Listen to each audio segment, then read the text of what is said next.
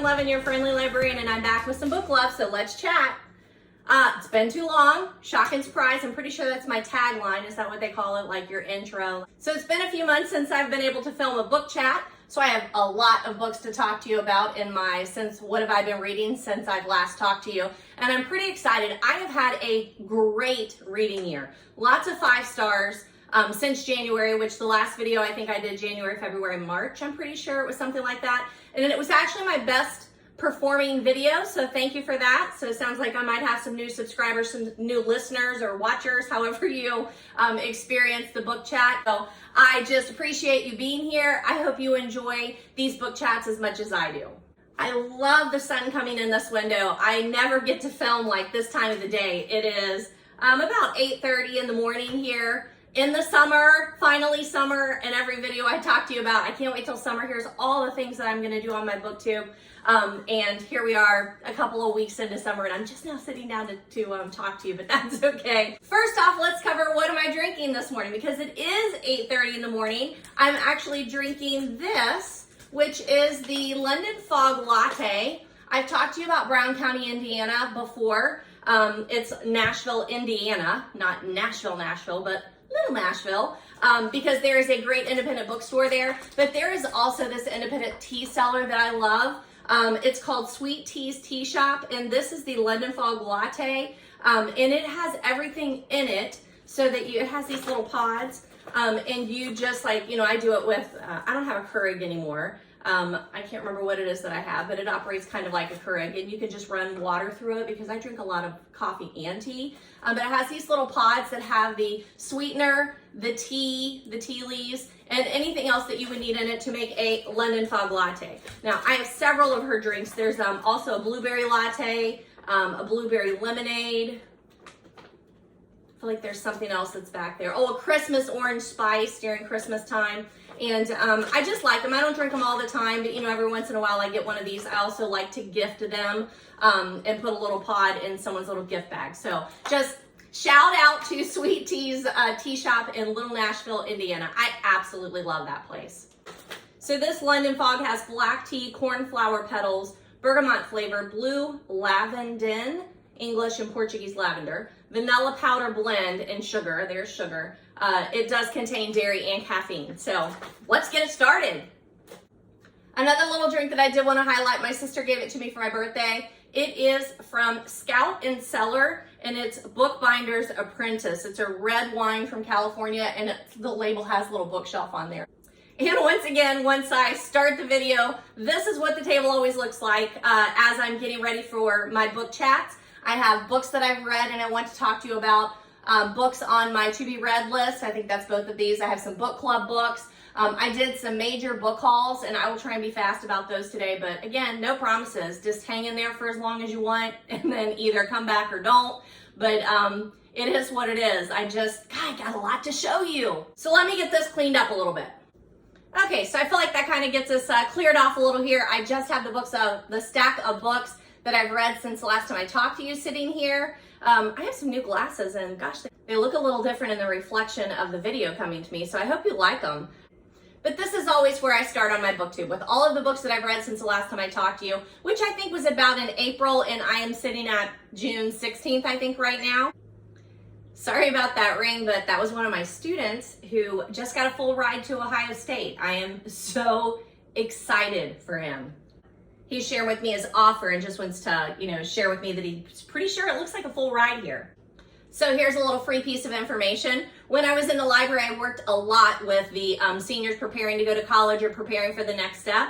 And now that I'm in the classroom, I do have one classroom of general senior English, which means I only have like a couple sprinkled in there that plan to actually go on to college next. Most of the kids that are in that class, they're taking a general English class because they just need to graduate high school to get to whatever is next for them.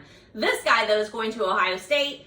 And just a little, free piece of information out there. When you are looking at where you want to go and, or your children or someone that that you're trying to help get onto that next path, you are looking for the words scholarships and grants. Those are the words you want to see. Loans, you are going to have to pay back, but scholarships, grants, free and clear. This guy even has one on there that's a work study, so it's a possible like $3,000, and he will have to work for that.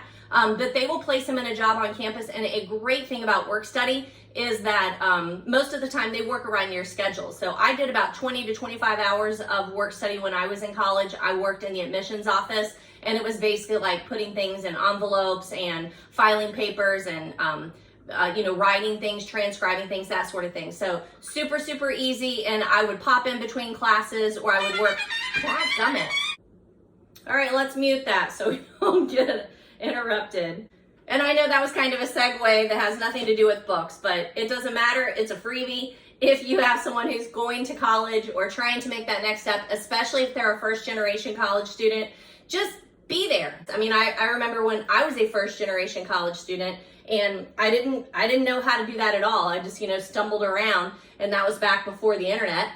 So it was a lot more stumbling around than it is now. But I remember those people who took me on college trips. My church youth group, we went on college trips. Somebody took us in their RV, a whole group of us, and we just traveled around to 4 or 5 colleges. And, looking back, that cost a lot of money. Like, somebody took a lot of time out of their day to take us around and show us what it looked like if you were to be on a college campus. And I chose one of those colleges. That's where I went. I had an interview when I was on that trip and got some scholarships. So it means the world to people, and you just don't know how much somebody needs you to just help them. Just be there and help them. Answer questions, help them find some answers. So that's a freebie. So get our little candle going here. Although it is hotter than blue blazes, even in here where I've got the air conditioner going on. It's supposed to be a high of 95, I think, today here in the Cincinnati area. And then the heat index has been hitting 100, 115. Ooh, that needs to be trimmed. This is the story of my life. I'm like, ooh, it needs to be trimmed. Get up and go do that right now when I only have about 2 hours to film this. And I have a get together today with some girlfriends, so I'll have to come back and film some more tonight. In January, I started a new book club. It does take place all online, so it doesn't matter where you are, you could join us. And it is all Agatha Christie. It's a 2022 Agatha Christie author study. We are reading all of her books in chronological order. I have some to talk to you about today. I also promised you a breakout video, so I will do that this summer. It's on my notepad here, where I do plan to do a little bit more in depth, just talking about her. Because I do know my videos run too long. They're usually like an hour or more. It is what it is. I love books, you love books, so it shouldn't really matter, but whatever. So let's get back to those books I've read since the last time I've talked to you. I'll put a picture of the books. I have my books that I've read this year right there. And I will insert a picture up here for you so you can see what I've talked about so far to you. But remember my last video? What I can see, these are just the books that I own, but I see Haunting Season, Agatha Christie's The Mysterious Affair at Styles, The Secret Adversary, Death on the Nile, Murder on the Links. What is that one? I can't read that one because it has fallen apart. Man in the Brown Suit, It Ends With Us, and Verity, 2 Colleen Hoover ones, I think are the last ones that I talked to you about. Those are just the ones that I own. There were lots more in that video that I don't own, that I either listened to the audio, read the ebook, or borrowed it. Okay, the first book I want to talk to you about is called The Most Dangerous Game. It's actually a short story by Richard Connell. This one I actually read to my class too. Remember, I also teach a freshman, honors in general freshman, and then that one class of general senior English. But I read this book to them, and then I was looking for some kind of an adaptation. That's how I ended up with it. I thought that we could watch it. I can't remember what we were coming up on spring break or something, where there was that day in there that everybody was going to be all wackadoodle, and I was going to try and show something, and I still wanted it to be literary.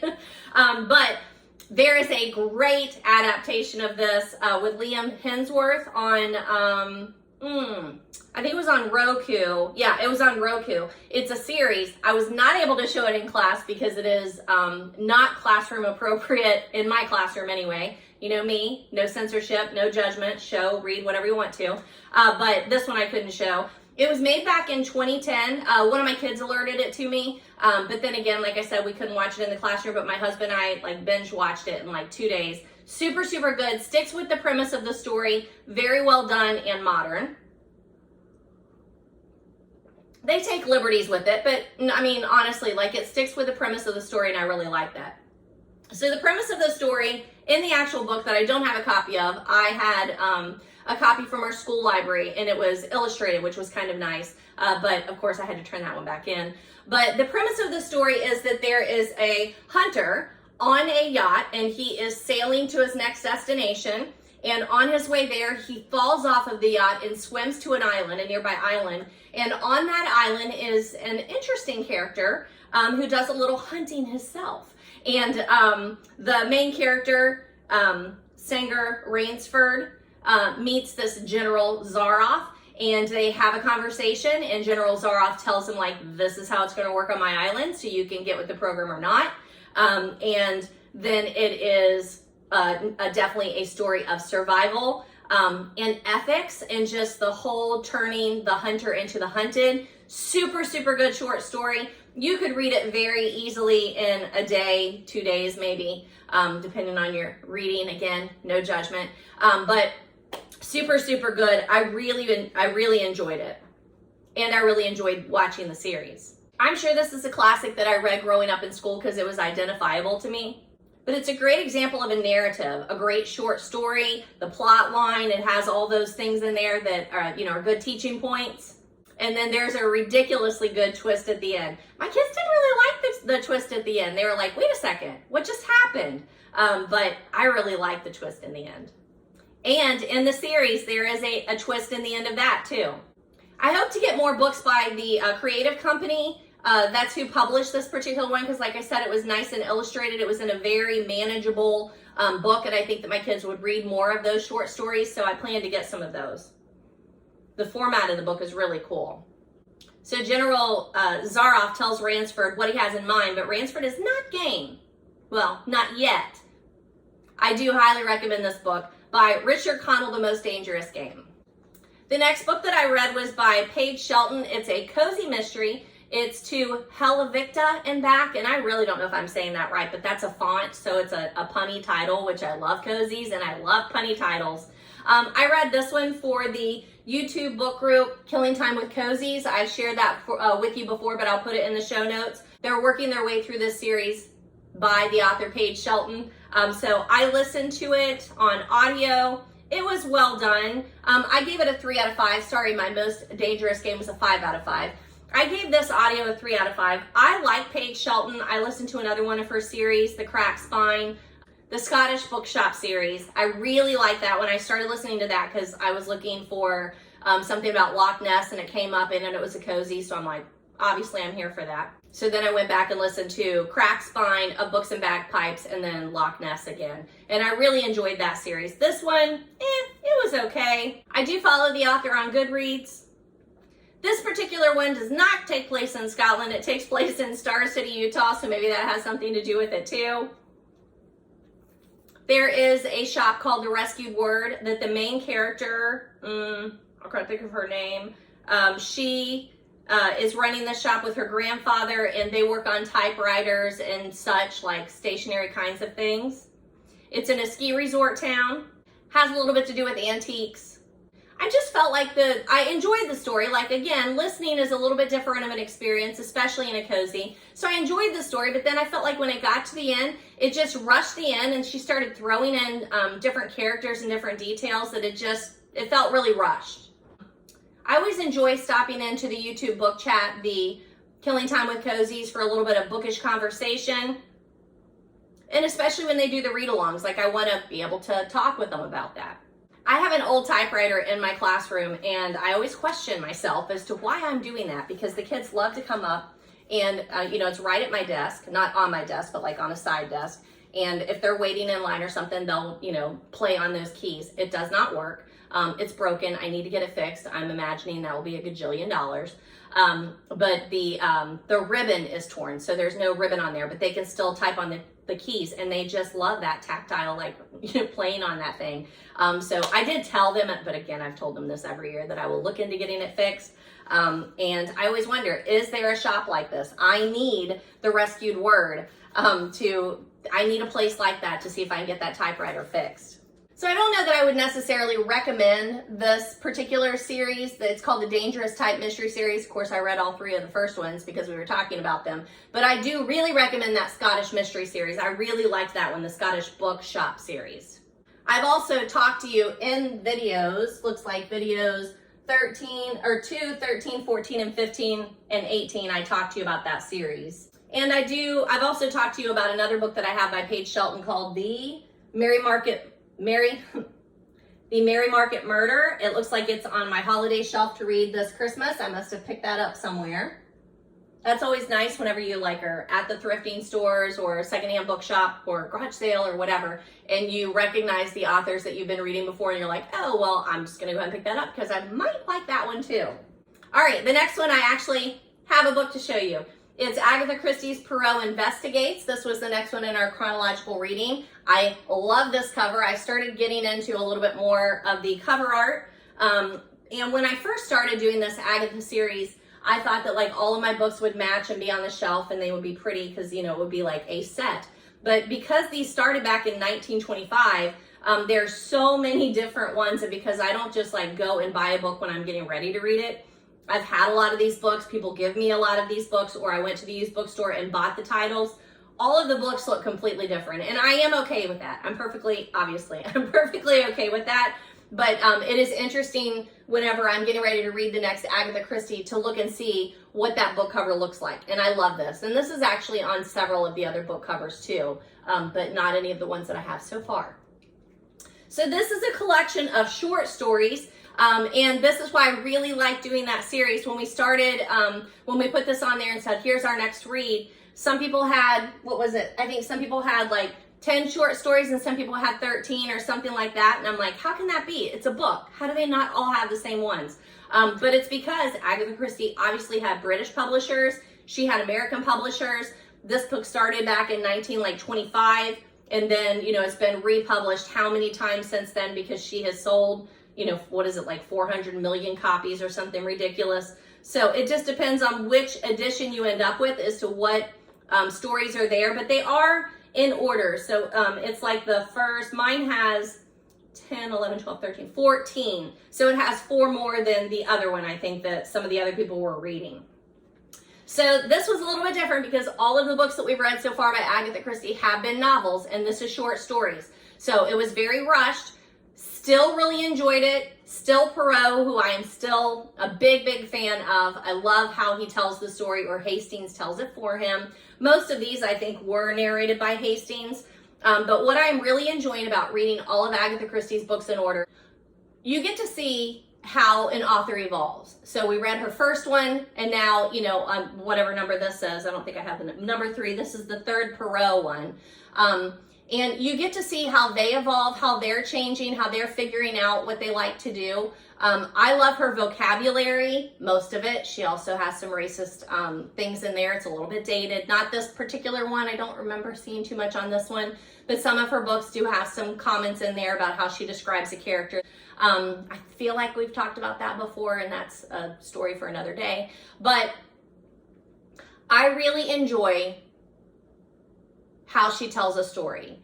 And right now she's still kind of getting her legs underneath her, so I can imagine that will be a little bit different as we move on. But I have really enjoyed getting to know the author and the author's writing just as much as enjoying the story. That's been a little bit different. I read a lot of a particular author in many works, like I just said, Paige Shelton. I've already read 3 of hers. Then, the one that I talked about today was a different series. But it's very different than reading a classic like this, a classic author, and someone who's sold 400 million copies. A little bit different. So what do I want to say about this one? This is our 7th chronological Agatha Christie read this year. I love my vintage paperback copy. I did listen to some of the audio productions because this has so many short stories. I also try and listen to the All About Agatha podcast having to do with each of the books before the Facebook discussion, so that, they pick up on a lot more than I did. And I always enjoy those podcasts. Sometimes I watch the movies if there's a movie production. Most of these have the television series with David Suchet, and most of them are available on YouTube. I don't know how legal that is. I'm sorry. I'm not a lawyer. I hope that a lawyer doesn't watch this video and come after me. But most of those adaptations are on YouTube. I also have BritBox and Acorn, and highly recommend both of those platforms if you like British shows. I love them. I love Hastings too, so this one is a treat. luckily this one happened like over spring break week whenever I was at my son's, and you know, my son was working, my son's girlfriend was working, my husband was going fishing because it was raining and I wasn't going to go out there. I did go out there some, but not that time. So I had some time at the house away, so I did get to watch most of the adaptations and listen to the All About Agatha productions, so that was good, because this one was a bit to get through. But highly recommend this one, and it was interesting to see her do a short story as opposed to a novel.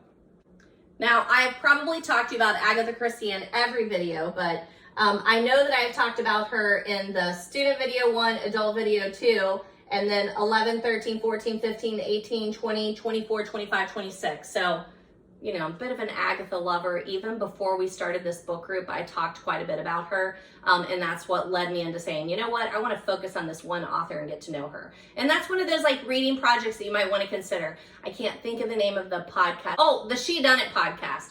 She talks about some reading projects that she did that got me thinking about, if I were going to do a reading project, what would I do? And this is how that whole author study came up. And then I said, you know what, I bet you there are other people that might enjoy this. I'm going to start, you know, put the word out there, let people know that I'm doing this, and then see what kind of response I get. And we have, I'd say there's 4, 5 to 6-ish of us that meet in the Zoom meetings and take part in the conversation on Facebook. And I'm happy with that. I don't need a group of 100. I just need some people that I can talk to about a particular book or author or series. So this has just been, you know, chef's kiss. All right, I also have a copy of the next book, and I forgot that my sister got me this cute little deck chair, book deck chair, for my birthday. So we're gonna set that there because it's gonna make it a little bit easier whenever I'm putting ones on there. Look how cute that is. So the next one I'm gonna talk to you about is Shutter Island by Dennis Lahane. I did listen to this author speak at Cincinnati Books by the Banks, who just announced that they are on for this fall. So super excited about that because pandemic, they have not done it. 2020, 21, yeah, so 2. We've missed the last 2 years. So super excited that it's back on the calendar for this fall in Cincinnati. It's a free book festival. And one year they brought in Dennis Lahane, and I listened to him speak. So good. And we have a student book group that meets, and they chose to read this one. And it's, you know, student-led, so they can choose whatever they want to. We have some, it's me and my friend Stephanie that I teach next door to. She and I, you know, facilitate the group, but they really are in charge of it. But this is the one that they chose. I read it over spring break when I was on that boat on Kentucky Lake. I want to say it took me a day, maybe a day and a half on this one. It was super good. And Dennis Lahane is just quite the storyteller. I'm sure that you know him through his books or through his movie adaptations. The Given Day, Gone Baby Gone, Mystic River, Coronado.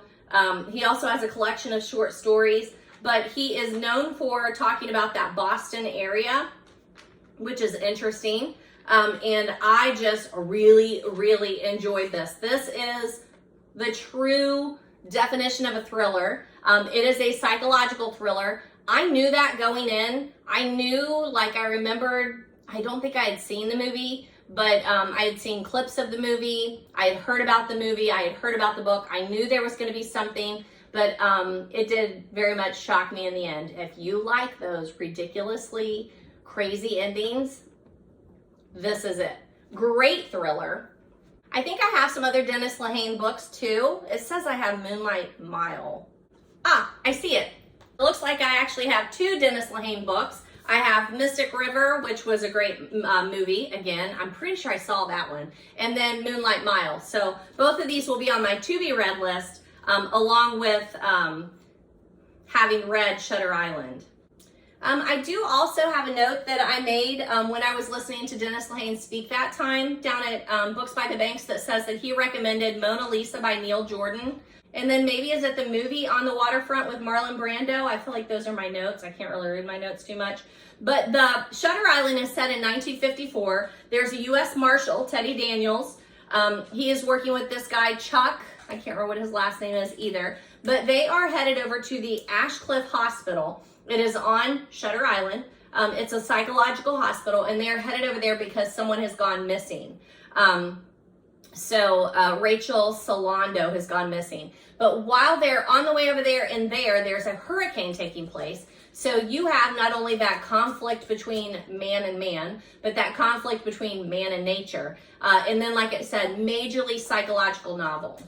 Even if you know the ending because you have watched the movie, I would still say it's a fabulous read. Just the unraveling of the mystery is just masterful.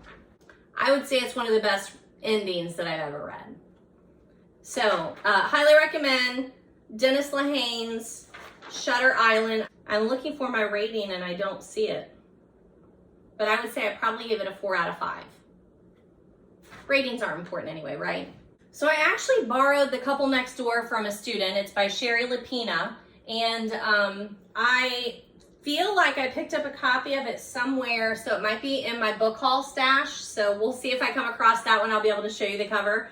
But one of those seniors in my senior English class, she had read it and she was like, I really think you should read this. It's really fun. Obviously, I talk to my students a lot about what books that they're reading. So whenever they have one that I think I might like and they own it, I'm borrowing it.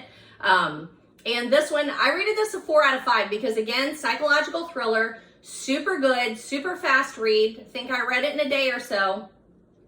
I don't have a copy of it, but it's a pretty thin little thriller for you. It's a page turner. Oh, I know when I read it. So when we were down there at Kentucky Lake with my son over spring break, we ended up having to go shelter in place at his company in town because there were massive storms that were coming through, possible tornadoes. And so we were sheltering in place. So I, of course, took my book because I'm like, we might not have electricity. And I was able to kind of dip in and out of it as I was talking with people and just, generally having a good time sheltering in place. So I followed this author on Goodreads also. I feel like if you're talking like read-alikes, it's very much like Gone Girl.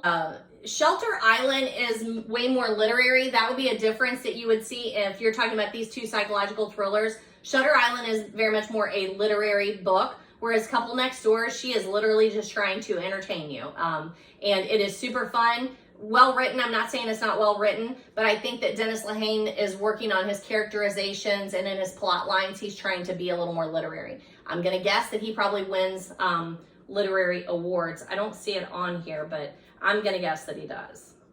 Did I show you those two covers? I feel like I did. Mystic River and Moonlight Mile. What is it? Woman in the Window, Gone Girl. I could go back down through my list and look at some of those psychological novels, but this is definitely added to the list and one that I would highly recommend. My senior girl reading it, I don't think that she had a problem with it. It is a young couple, two young couples that live next door to each other. So usually like, if you're looking for characters that are more along your age, you're talking like 20-something, 30-somethings, I would say. This is one of those where I had a hard time reading Gone Girl because I need to like my characters and you don't like anybody. And this is another one of those books. But once I heard the author of Gone Girl talk and she said, hey, if you need to like your characters, I am not your author. Just recognizing that that was my problem with it has made me be able to read more books where I don't like any of the characters. They don't have any redeeming qualities. They're not like on their journey to become better people. That's usually what I go for. But if I know going in that it's going to be like this, where there's no one I'm going to like, no one that I'm rooting for, they're all terrible people, I'm okay with that. I feel like I then can relax and enjoy the story.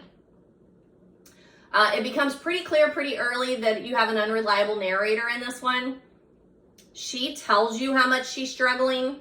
I think it also is probably influenced by like the Madeleine McCann, the true crime story, the disappearance of the little girl when I think her parents were on vacation or something. It covers a lot of those same like surrounding questions that you have whenever the child is right there and then it's not, and then immediately the parents are the ones that are being accused of something going wrong. This one has lots of twists and turns, lots of red herrings. Leaves you doubting people, doubting the goodness of people, how much you can trust people, who's telling you the truth, which makes it a great psychological thriller. So highly recommend. I think I said 4 out of 5 stars on this one. This next one, again, just 5 out of 5. I absolutely loved it. I don't have a copy of it. I listened to the audio and I highly suggest that's what you do too, because the audio is read by the author, Stephen Rowley. This book is called The Guncle. I also read the book, sorry, I have mosquito bites, summer is here. I also read the book Lily and the Octopus by Stephen Rowley. That one I read the book, so this one was just such a treat. Actually, I said that I think that I might have listened to the audio. I did listen to the audio of Lily and the Octopus because Lily is a little dog and she is narrating part of that story. It's fabulous, fabulous. I need to read everything by this author. The Guncle, I wish I had a copy to show you. You're going to want to, check my Goodreads out and look at that cover. But such a good listen. Uplifting, heartbreaking. There is a lot of heartbreak in that story, but the way, seeing people come out of heartbreak, seeing people deal with grief, I feel like I read a lot of those books. There's a lot of humor, but the emotion runs very deep on this one. So brace yourself a little bit. It's just, you go from him being very flippant and funny to just making some kind of statement about grief or life that just really is just so good. Anyway, it is told from the point of view of gay Uncle Patrick, the Gump, and he is faced with taking care of his niece and nephew after the death of their mother and their father being in rehab because he is dealing with the death of the mother. So super tragic. And you've got these two small kids that are dealing with the loss of a parent. And they are, taken from where they live and placed down in Palm Springs, Florida. Definitely has that feel.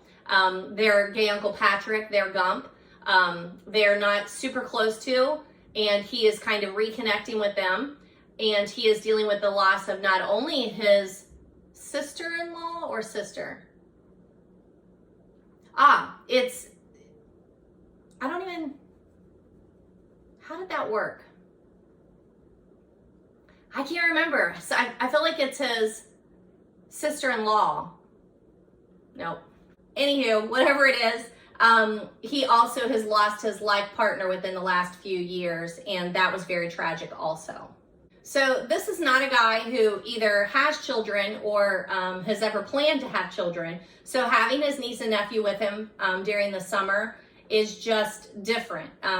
He appreciates it. He wants to do it. He wants to do a good job at it. He wants to help them move through their grief. And he feels like that he has a way to do that. And it's his brother, that's what it is because she was his sister-in-law. It's his brother who chose him to take on this job, not a sister, not the grandparents, but the gay Uncle Patrick. And he does that for a reason that, slowly comes out. This would be a great summer read because it does take place in Palm Springs, so it feels very summery. But it really could be enjoyed anytime by anyone. I think it's one of those books that I could recommend to absolutely anyone. You have young characters, you have older characters, there's a lot of grief going on. There are some scenes in there, God, nothing really graphic, but he is gay Uncle Patrick and he is navigating his way through some situations, but just very well done. Highly recommend it. I'm having a hard time finding the next two books I need to talk to you about, so give me a second. Duh, that would be because I don't own them. I borrowed both of these from a student too, A Constellation of Stars and Things We Don't Talk About. They're both very short poetry books. For some reason I was like, where are my copies? I feel like I am pretty organized. I know it looks like chaos. Luckily the screen just shows you this part where it looks pretty organized, but if I were to show you the floor, there are stacks of books here, but they're usually organized stacks. But the first one that I would talk to you about is by Casey Law. It's called A Constellation of Stars, a compilation of poems about teenage mental health. I had a student, actually, she's not my student. She was my student last year, but she eats lunch with me and Stephanie next door. And she loves poetry, and she bought both of these on Amazon, I believe she said. So I borrowed it from her. This is a self-published poetry book. And I'm not trying to be a snob, but self-published anything is just a different animal. So do bear that in mind. It was published in 2022. It's very obvious that it came out of the pandemic. And like so many things did, that's how my booktube started, was out of the pandemic, just trying to find another way to communicate with people. It is illustrated. The illustrations are also done by the author, if I'm not mistaken. And this is pretty well done. Again, 3 out of 5, I would say, for a poetry book for me. The author is working through a lot of those trigger warning kinds of issues: eating disorders, depression, suicide, toxic relationships, mental abuse, anxiety, and self-harm, which again, mix in the pandemic with that, isolate people. People were trying to find a way to express themselves and give themselves therapy during this time. And one of those ways was writing for a lot of people. And this book came out of that. So, you know, decent book, pretty decent book on poetry, A Constellation of Scars, I think I said stars, by Casey Law. Now, the other one that I borrowed from her, I really liked. This one was by Pandora Owl. It's called Things We Don't Talk About, also published in 2022. There is a dated poem from 2014 and I think one from 2018. We have the semicolon going on in this one for Things That We Don't Talk About. And remember that semicolon is one of those like suicide awareness symbols. I don't know a lot about this, so, you know, don't judge me, please. But the semicolon basically means you're not putting an end to it. You're not ending your story. It's a pause. So really like this one. Does have some language in this particular collection. I am actively looking for more poetry to put in my classroom. You know, we supply our own books in our classroom. Like I purchase those and put them in there, or people donate them to me. But I am always keeping a running list of books that I'm looking for to add. And poetry is not one that is easily picked up at thrift stores, Goodwill, you know, that sort of thing. And it's not one that's often donated. People hold on to their poetry books a little bit more. So these are some gems. I do really like this one, and I need to get a copy of it for my classroom.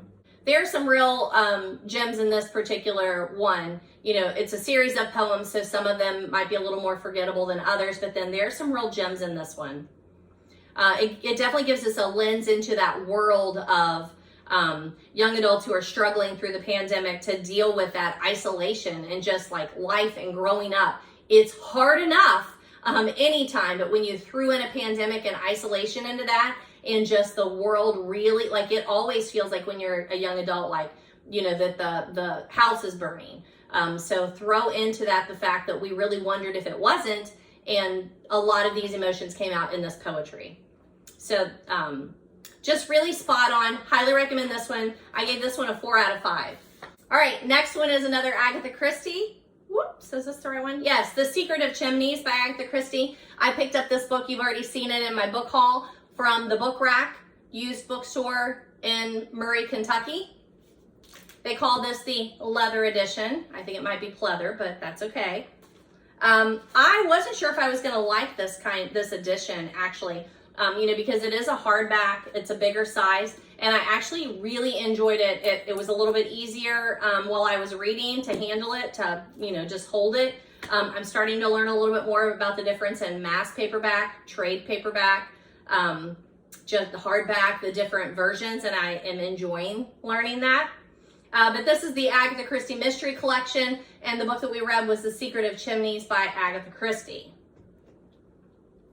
This was number 6 in our chronological reading of Agatha Christie's works, and it is the first Superintendent Battle book. Now, you would think, because it's called the Superintendent Battle book, that he would make a little bit more of a, you know, main character in it, but I really didn't feel like he was that main of a character.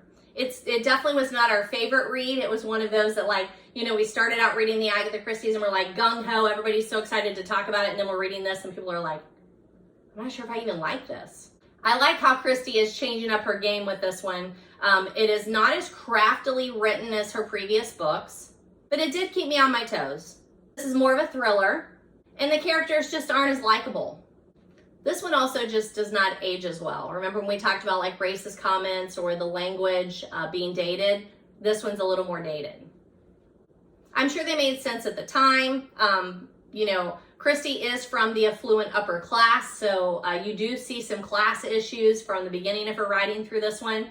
But even through that lens, so I don't see my rating on this. I gotta get better at putting those ratings on here, but I'm gonna guess this one was probably a 3 out of 5 for me. That is The Secret of Chimneys by Agatha Christie. The next one I borrowed, so I also don't have a copy of it. It is called Lore by Alexandra Bracken. It is a young adult author book. Famous for her Darkest Mind series, which I've not read. She also has a series called Passenger, but this one is Lore.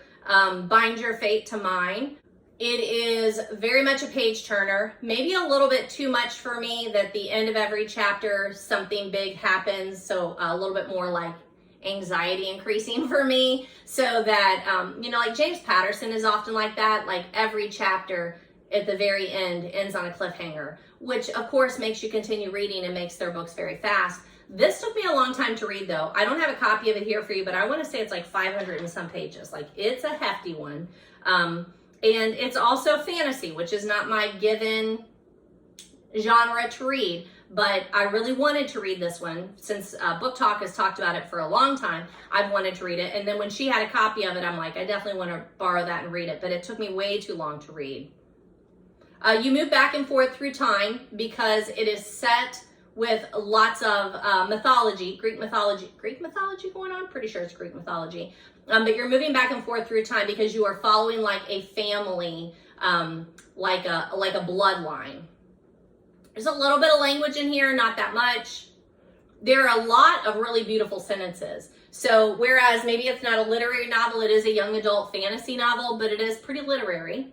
And I would say that because a lot of the sentences are very complicated. She doesn't dumb things down for you. She takes her time. It is a very lengthy novel, but I think a lot of that is because she goes into detail. She takes time to describe a scene. She does not rush through it.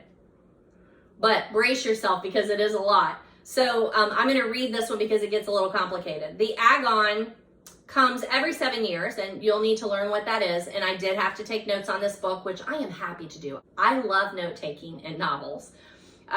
The story starts in modern day, like in the Manhattan, Central Park, New York City area. There are 9 Greek gods.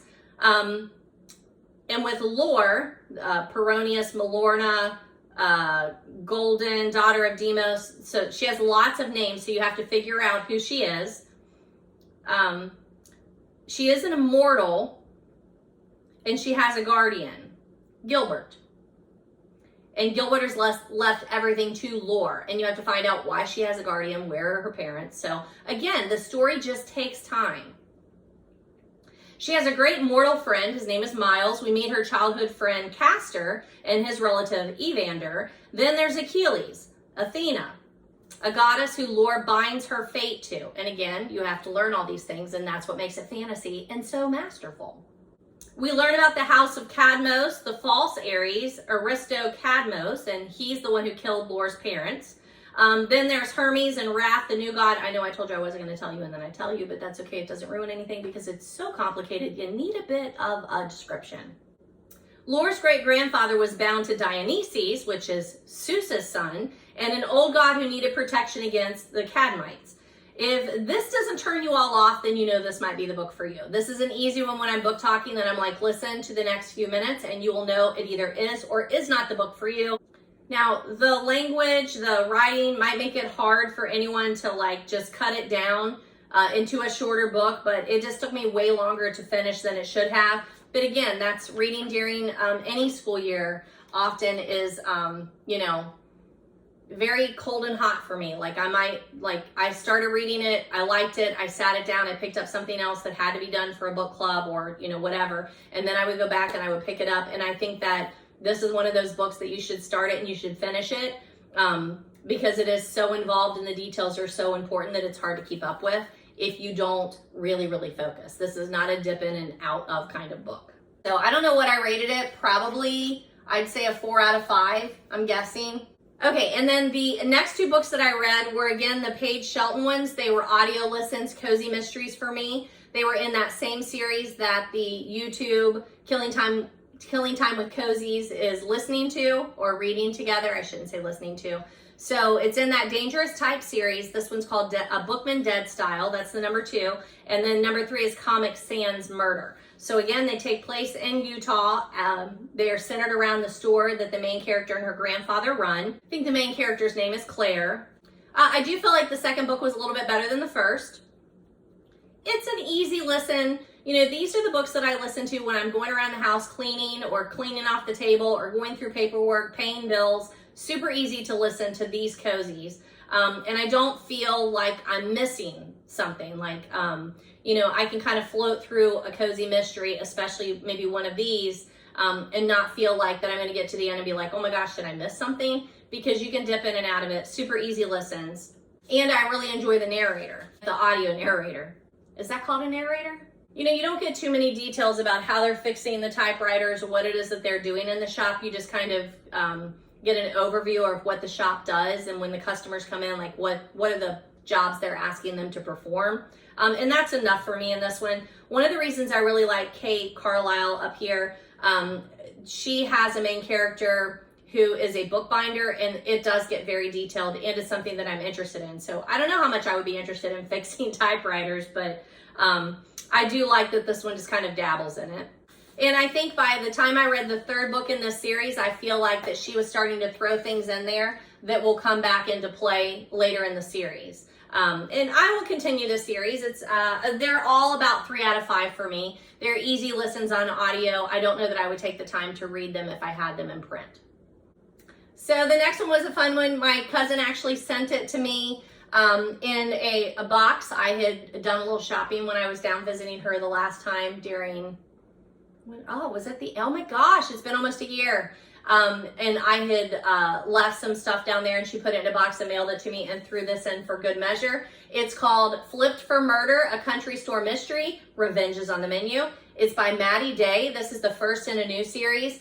Again, super great size for a cozy, especially a paperback. I'm glad that I got to read this one and not just listen to it. I didn't even look up the audio. Actually, I just read the book. And it stands up to that. I don't know if you feel that way too. If you're a cozy reader, a lot of my cozies I just listen to, but there are some that I like to have in print, and this is a good one for that. It is by that Kensington Mystery publisher that I think I've talked to you about before. Again, I hope this summer to make a cozy mystery, just all about cozy mystery series. And that's something that I'd like to touch on, is the fact that it took me a while, and then I started noticing when I would see that K for Kensington Mystery that I usually liked the books that they were publishing. I don't know whose job that is. I would be interested in doing that job. But somehow, whoever it is, the editors or the agents who, probably not editors, probably agents, I'm guessing, who pitch those books, you get a certain flavor by the particular publisher that's there. And I really like this Kensington Mystery publisher. So I actually was able to tie this in with a Killing Time with Cozies YouTube book discussion, because they not only do read-alongs for like a particular author's book series, but they do like scavenger hunt, I think is what they call it. And we were looking for books that take place in a restaurant, and this one does take place in what we call the Country Store Mystery, and that's a restaurant, and she also sells things there. So I read it for that. I especially like that this book is set in Brown County, Indiana, which is where my drink comes from, remember? And that there's also the independent bookstore Naughty Dogs, which I've talked to you about. I love Brown County, Indiana. Ooh, on a bit of a sad note, the reason we go there every December, one of the main reasons that I go with this girls group is that we go to a scrapbook store. There used to be 2. One shut down about a year and a half ago or so. So there was just the one left, and it burnt down earlier this year, I think, maybe January. We were just there in December. And I need to check back in with them. I'm not sure if they're going to try and rebuild or what they're going to try and do, but it's like one of the last crafting store places. So if you know of any crafting stores, send them to me. You know, obviously we have a Michael's and a Joann's, but it's a very different feel. Earlier, at the end of May, we went over to Indianapolis, Indiana, and there's still a store there called Palette and Paper that is a fabulous little crafting store. And just exactly what we're looking for, like the products that she keeps there, the examples that she has, the way that she sets things up, superb. Anywho, back to Flipped for Murder. I have read one other Maddie Day story. It was in a group of short stories around Christmas. It was Christmas Cocoa and a Corpse. And I talked to you about that one just this past Christmas, I'm pretty sure. It was in with some other Christmas short story cozies, and I had read it because it was grouped in with Alex Erickson, Death by Hot Cocoa, and I read all of the Alex Erickson books. He has that coffee house mystery series, cozy mystery series. So I will be on the lookout for more Maddie Days, because I remember really liking Christmas Cocoa and a Corpse, and I really liked Flip for Murder. And I feel like she gets mentioned quite a bit in the cozy circles that I listen to. So this particular one introduces us to Robbie Jordan.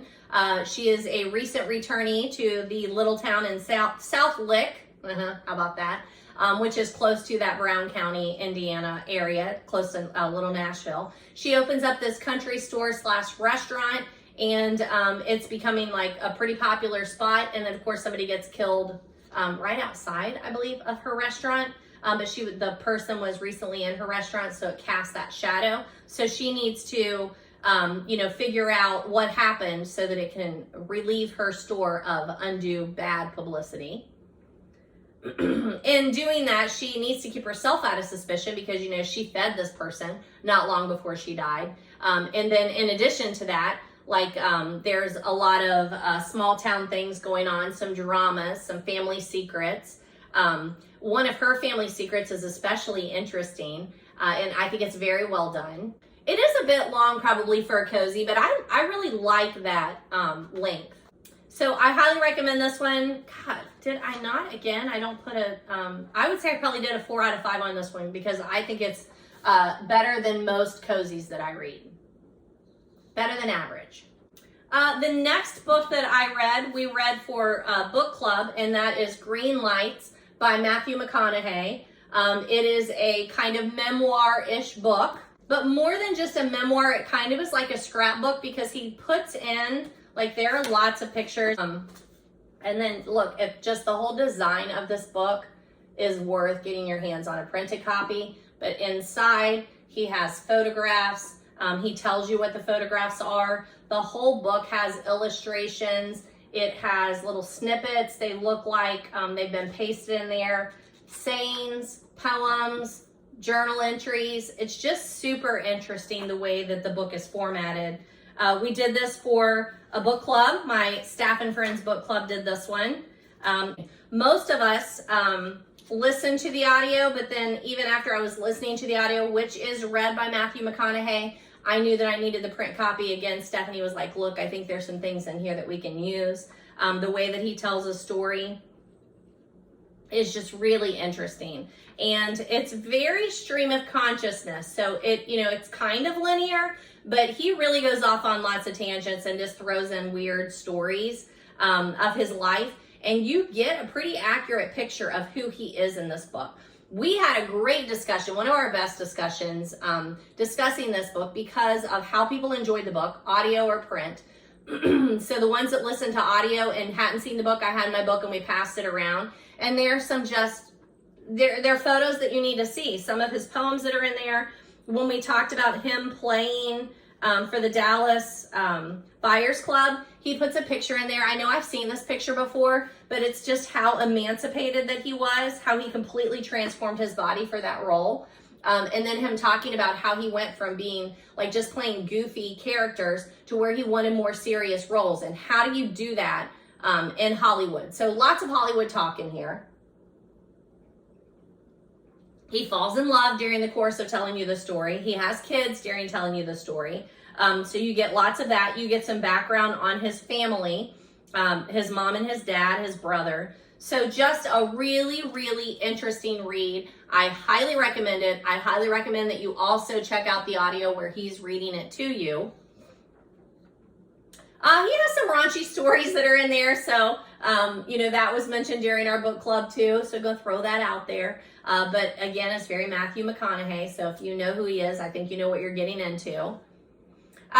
He talks about the fact that the book is, walking you through his life, but it's less memoir and more like these are some lessons that he's learned along the way. And the fact that he does put some of his journal and diary entries in there, some of his poetry, it's just such an interesting format. In our book club, we had people that were already fans of McConaughey. Some people didn't really know about him. Just during the course of that conversation, when people would drop a name of a movie that he was in or something, or an interview that they saw him with Oprah or whatever, little snippets of information that came out, it was interesting to see how people's view of him evolved during that conversation too. His stories are also sometimes just very trivial, which I think is really interesting. I just finished listening to The Gentle Art of Swedish Death Cleaning. I think that's what it was. And I expected it to be just a how-to. And I think it's an interesting one to mention when we're talking about this, because she does the same thing. She just like goes off on a tangent telling you a story and you're like, how is this even related? And sometimes she would like come back around and be like, oh, that's how it's related. And then sometimes I would be like, how did her editor let her leave that in there? Like, why? Why are you telling me this story? But I really like that one too, but that's a story for another day. This is just a really unique take on how to write a memoir. Obviously, as a scrapbooker, I enjoyed the way that the book is formatted, where it's like things pasted in there. You see lots of pictures, stories around the pictures. Definitely appeals to me. And I would highly recommend both. I think that you should take a look at the print, but that you should also listen to the audio. Highly recommend. Green lights. I'm gonna guess I did 4 out of 5 since I don't see why do I not have a rating on there? Oh, I said 3 out of 5. Why do I do that? I'm gonna revamp that and say 4 out of 5. And I also know that I talked to you, this book has been featured in a couple of my other videos during the book hauls. I bought it at Target, if I'm not mistaken. So my next one is Agatha Christie's The Murder of Roger Ackroyd. I actually just updated my notes last night on this one. We had this meeting back in May, if I'm not mistaken. Yeah, this is actually the last one that we talked about. And so I just, when I'm reading, I do a lot of annotating when we're doing the Agatha Christie ones.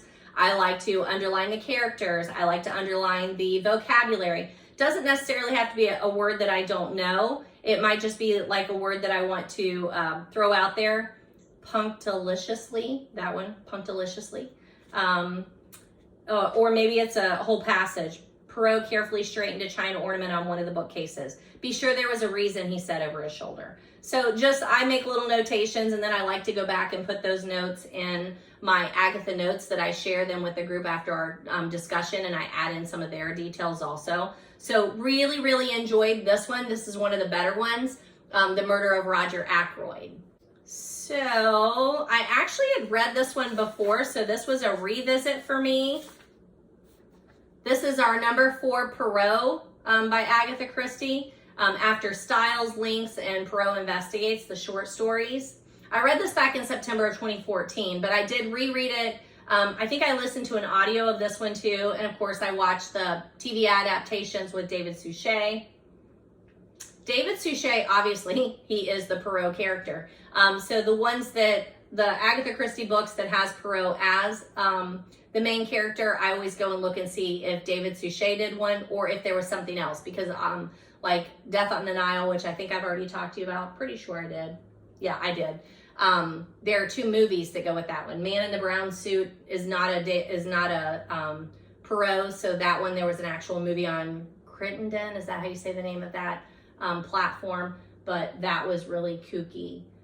But there is one of David Suchet doing this one, The Murder of Roger Ackroyd, and it's very well done. So this book was published in 1926. The copy that I have is this vintage pocket books. This one is printed in the US, so it's the US edition. Again, a great cover. It is actually signed on the bottom with McAfee.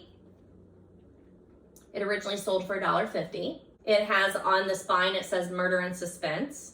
So when they've reworked all these Agatha Christie books, the ones that are coming out now, they're starting to put on the spine if it's a Poirot or a Marples, which I've never read Marples yet, so I'm pretty excited about that one. Miss Marples, is that what it's called? Miss Marple. So they're starting to put some of those things in the new formatting of the new editions that are coming out.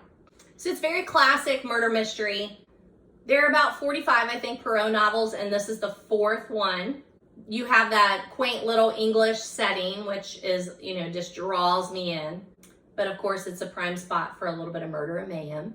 And by now, we can tell that Poirot's going to be, like a reoccurring character for her. And I feel like she's settling in. Like, she's very true to who he was in the very first one in Styles. She stays true to who he is. He's, a very particular man. He uses his little gray cells. He has an egg-shaped head.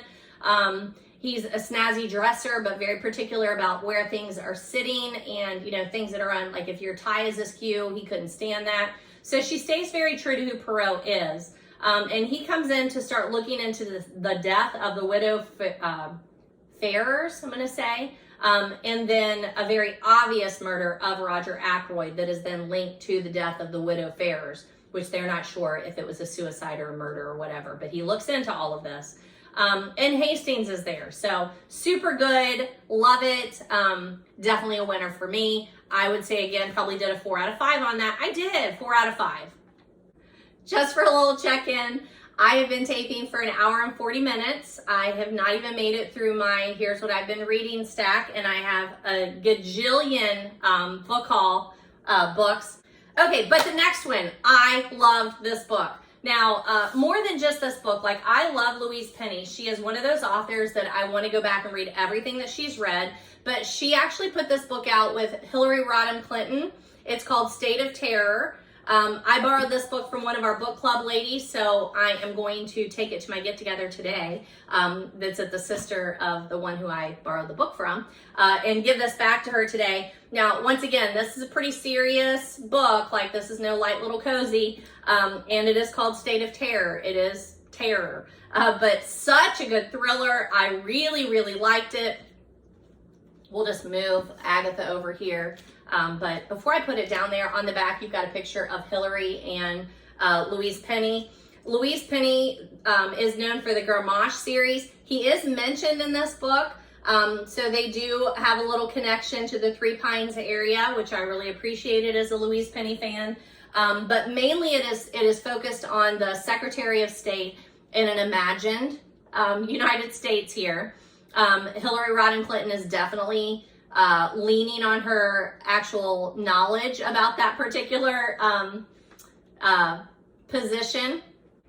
It is interesting. I'm not going to get real political on this booktube here because everybody is free to be on whatever path that you're on politically. But I really appreciated the telling of this story because it does.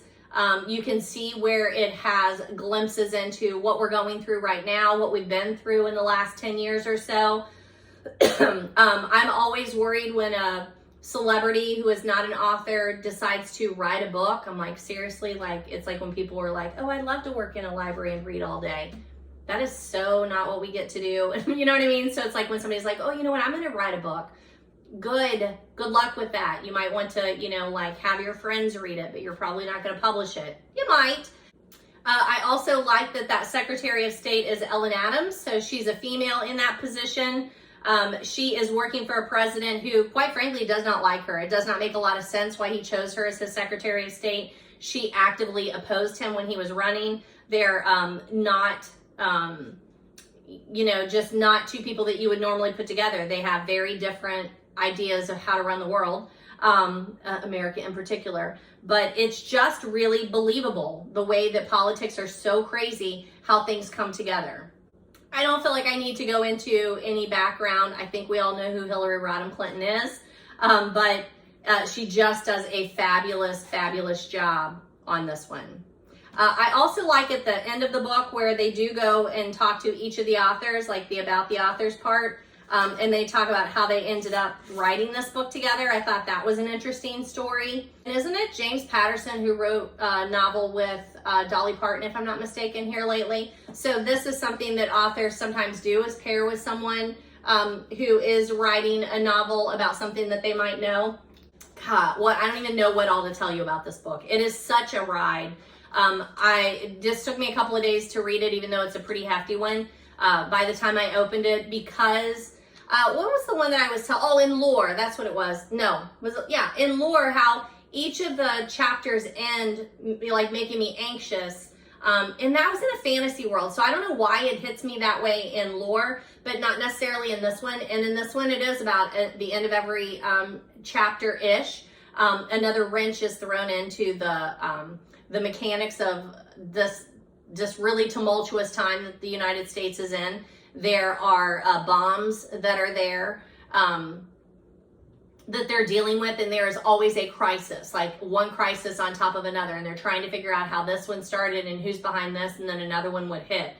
So it is definitely a state of terror. Why do I want to read those when I'm an incredibly anxious person to start with? I don't know. But it really was just an easy one to take as entertainment, knowing that a lot of this probably happens every day. And I'm just going to be thankful that I'm not involved in that process. It does go beyond the United States, so even though the United States is involved in this state of terror, it is definitely an international thing that is going on.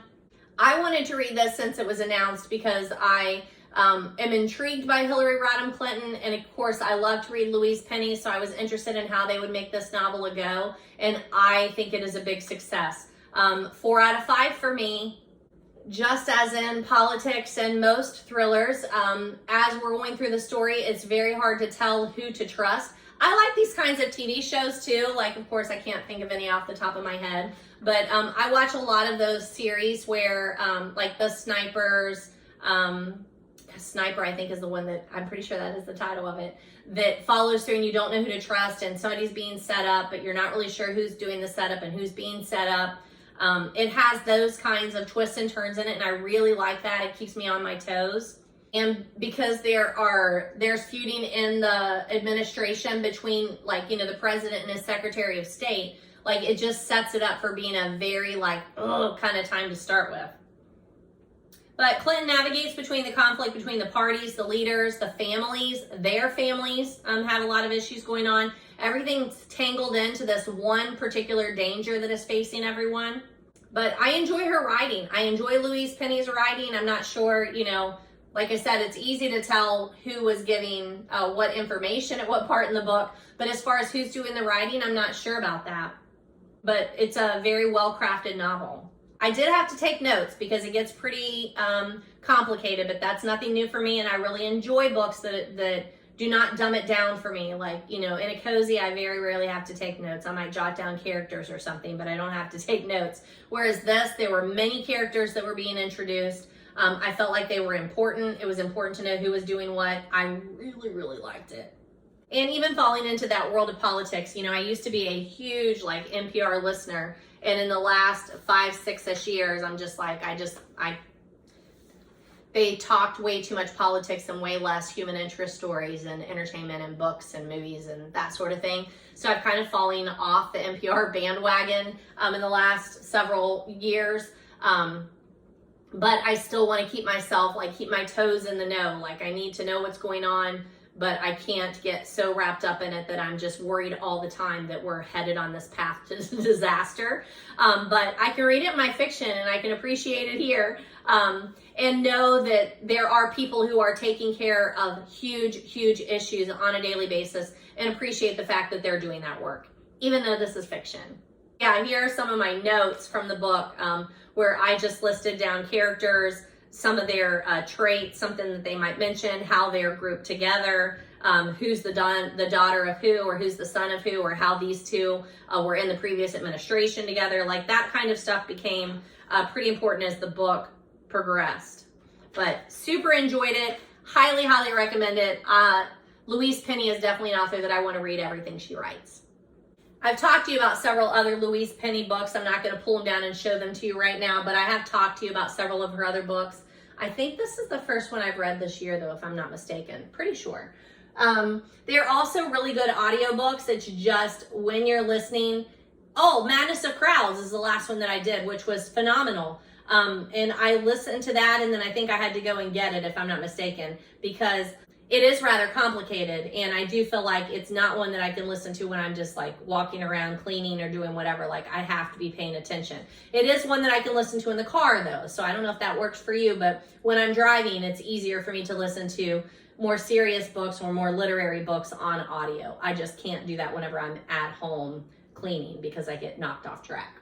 And Louise Penny has a new book, number 18th in the Garmash series, is coming up. It's called A World of Curiosities. It has that Chief Inspector Garmash in it. Gamash,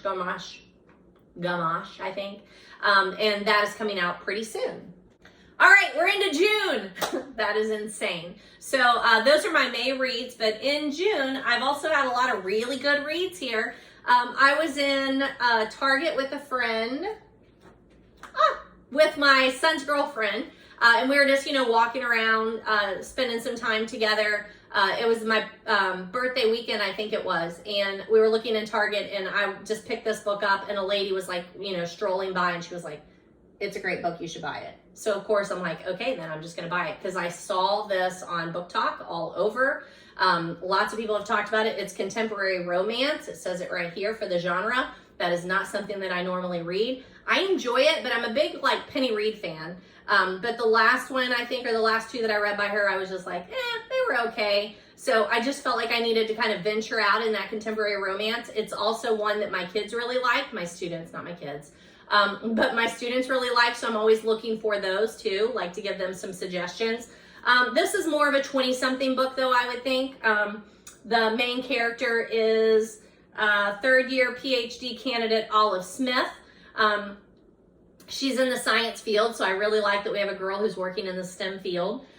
It's a very funny book, but it's a bit sexy, which is fine. My kids are reading, my students are reading Colleen Hoover, which some of her books get a little raunchier than even I like, but she's a good read. So if they're reading that and they're looking for something that's a little funnier, this is it. So no judgment there. Everybody read whatever you want to. Let your kids read whatever they want to. Let your students read whatever they want to. It's not like I'm going to teach it in class, but it is definitely one that I would be able to recommend when I see some other books like this that they're reading and I'm like, oh, I read The Love Hypothesis. Have you read that? It's Allie Hazelwood, and I'm going to guess that she writes a lot of contemporary romance. It doesn't say it's a series, but you could definitely make this into a series. I could see where it can make it into a series. There is a bit of a teacher-student relationship here. They are in the college field though, so, you know, both consenting adults. But I will throw that out there that part's a little like, when I read that, you know, two people are entering a relationship and one definitely is above the other in some kind of professional capacity. It's a little bit spicy, but in a good way. It's got some Penny Reid vibes going on in there. I gave it a 4 out of 5. I really did enjoy this read. It's a good, quick read. It's a good size. And quite frankly, it takes a long time for it to get steamy. So I didn't really see that coming whenever it did get steamy. It's more like, it's probably half, if not 3/4 of the way through the book before you end up in any kind of descriptive scene. But it does make up for it once you get to it. I mean, her description of the scene does make up for it. I really like the humor, the character. I love nerdy characters, and Allie is definitely a nerdy character. She's that beautiful girl who doesn't understand that she's beautiful or why she's getting so much attention from an attractive guy. There's a great backstory that goes with both of them, and it really makes the story more enjoyable.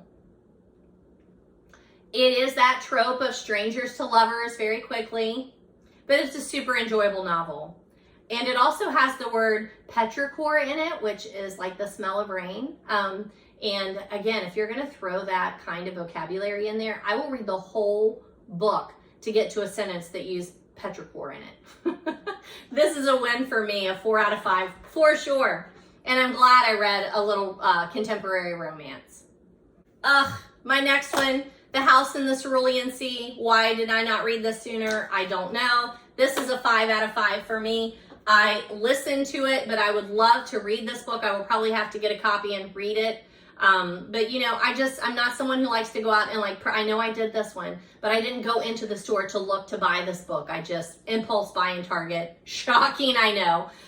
But House in the Cerulean Sea, I just have not seen it in any thrift stores, any secondhand stores, so it's painful for me to go out and buy it. So I just got it on audio. And I didn't know how much I was going to love it, but definitely going to need a copy of this book, and I'm definitely going to reread it. It is a series. It's by T.J. Klune. So I followed the author on Goodreads when I went and put the review in, and I'm just telling you, you know, I love Harry Potter. I have read the series. I watch the movies. I watch them every year. I love the whole Harry Potter universe. I like how it's set up. And I am very disturbed with the whole J.K. Rowling, like, author, you know, controversy, like her whole views and all that she's throwing out there. Just stop ruining everything for us. But I love her work. I love her books. And I love her universe that she has created. This is one of those kinds of universes. Say T.J. Klune, the author, he is writing a book that includes those characters. The author to this, T.J. Klune, is known for being able to tell stories that involve characters from alternative lifestyles And the treatment of that in this book is beautiful. I mean, I wasn't expecting it. And when it naturally comes through in a story, I don't know, like I had to stop and think about it for a while because it's just so natural the way he tells the story. And I just feel like, why can't we let that naturally happen, you know, without having to label everything, without having to put trigger warnings on there, or, you know, saying, and I feel like I have to do it when I'm book talking a book in class. I have to be like, you know, not this one, but like this, the House in the Cerulean Sea. This has some alternative relationships in it, because people sometimes are like drawn to that, or they don't want to read about that. And this book is one of those that just read it. Like wherever you fall, just read it. It's so beautiful. It's so beautiful. The love story is not, you know, two 20-somethings falling in love. He might be 30. I can't remember. Anywho, in House of the Cerulean Sea, it's narrated by a middle-aged man who's working, and the job that he has is to go to these homes where there are children.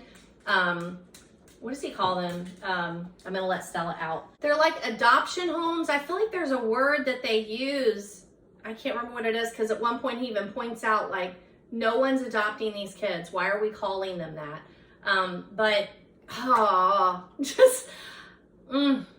I need to talk to somebody about this book. Like, talk with me. It's beautiful. It's very quirky. It is very humorous. You have to step into a world, you know, speculative fantasy there, where this is not happening in our world, but this is something that is common in their world, where somebody needs to go and check on these homes, make sure that the kids are being treated properly, and that the people that are running these institutions are doing a good job. And that is the main character's job. And in doing that, he stumbles into another position where he has to go to this house on the Cerulean Sea, and it's very complicated. He is not able to remove himself. In the past, he would go do this and not make connections with people. He's a very lonely guy, very solitary, very independent. But when he has to go and live on this island with this particular group of kids and people, they force him to get to know them. It is beautiful. It's beautiful. The language, the love stories, the friendships, the just experience of this man in middle age finding a new life. I love it. I love it. I love it. It's charming. I don't even know how to tag the story. I mean, like, it is fantasy. It is a love story. It's a queer love story. But I don't even want to label it that, because it's so natural. Like, it's so well done.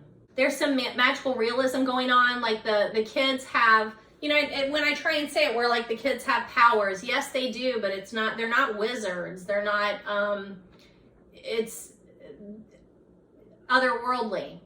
I can say with all certainty that I absolutely love this book. I wish I had read it sooner. I enjoyed every minute of it.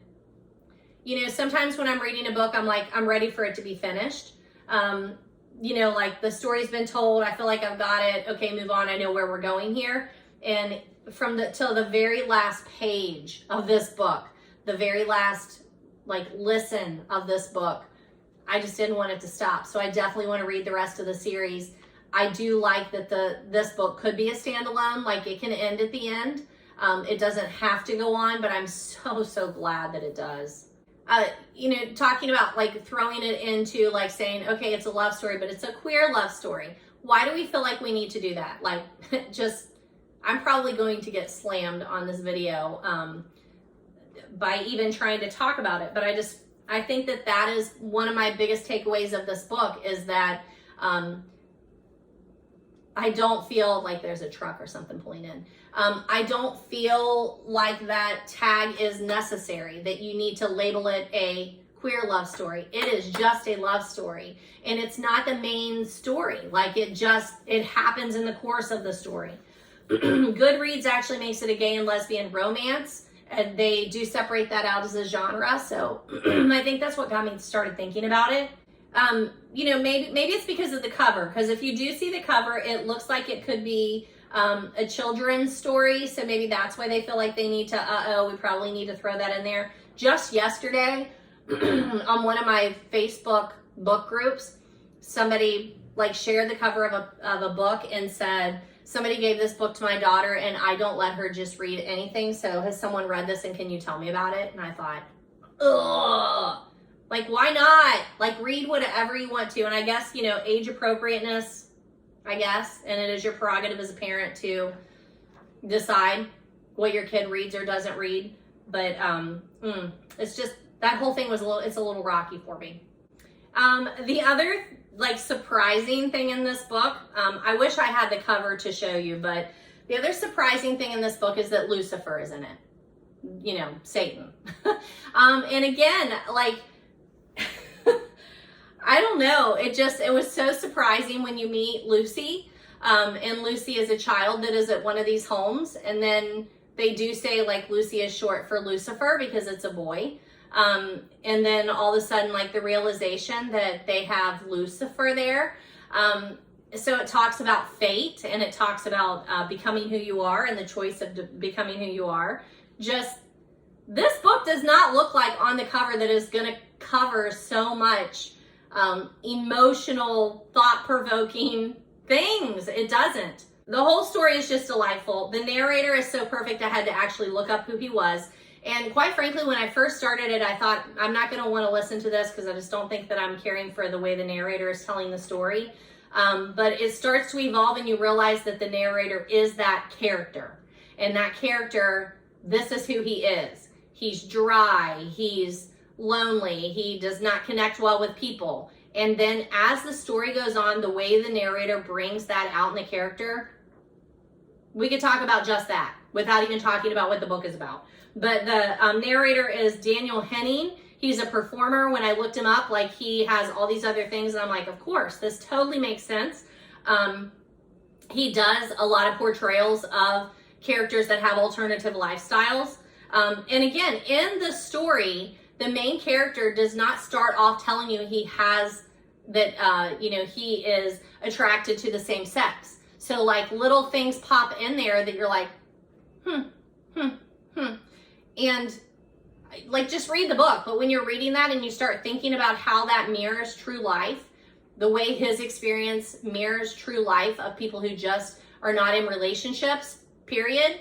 And then how that progresses is just, I loved it. I loved it. I also love that Clune uses the term old boy. My son's girlfriend, when we were running around, she would say that every once in a while. She'd be like, okay, come on, old boy, gonna move on it, or let's go, old girl. You know, like something like that. And it reminds me also of Agatha Christie, where she has characters that use the term old bean. And I don't know why that just appeals to me so much, but it makes me giggle. And he uses that in the House of the Cerulean Sea. So a 5 out of 5 for me, for sure. I've had a number of 5-star reads this year, so great reading year for me. But this one, like, I will tell everyone I know to read the book or listen to it. It's masterful. Loved it. All right, my next one is a nonfiction. I have a memoir in there. I've got a nonfiction in there. But the next one is one that I've been reading since January. It is Women of the Word. It is by Jen Wilkin. I've already reviewed one Jen Wilkin for you this year, I thought. Maybe it was last year. It was called None Like Him. It was about the same size paperback. They're short devotional books. My friend Gail Wise suggested that I read her whenever I shared about another book that I read that I was just struggling with, trying to find a good devotional book. And this is definitely, Jen Wilkin is one that I will read everything she writes, because I've enjoyed both of her books tremendously. I think that we all, just how we've been having that very deep conversation about whatever we've been having there.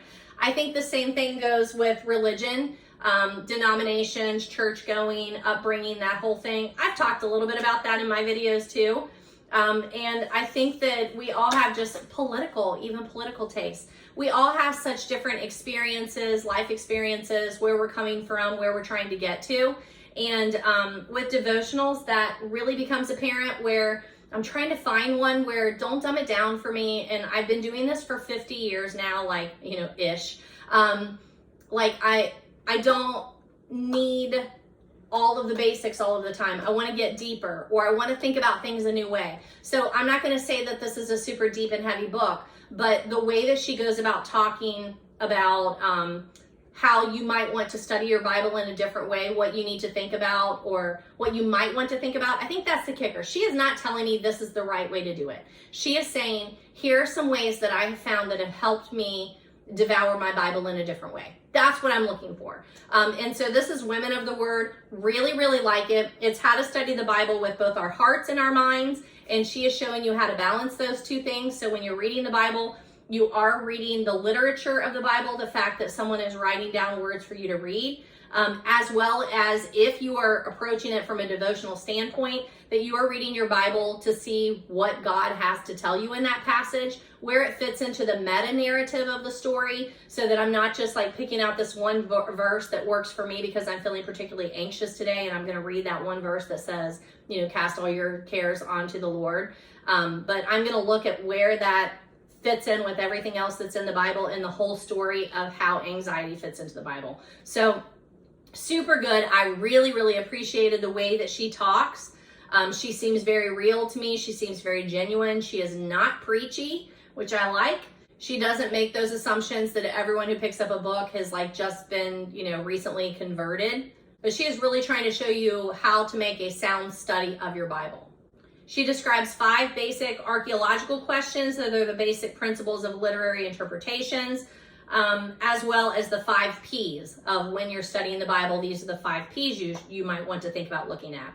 I learned so much from this very small little book, and I will read anything else that she writes. Let me just read to you here at the beginning some of her chapters are. The case for Bible literacy: study with purpose, study with perspective, study with patience, study with process, study with prayer, pulling it all together, and then help for teachers. If you are reading this because you are planning to like guide a women's study, she takes you into that too, and she tells you like, here are some of the pitfalls.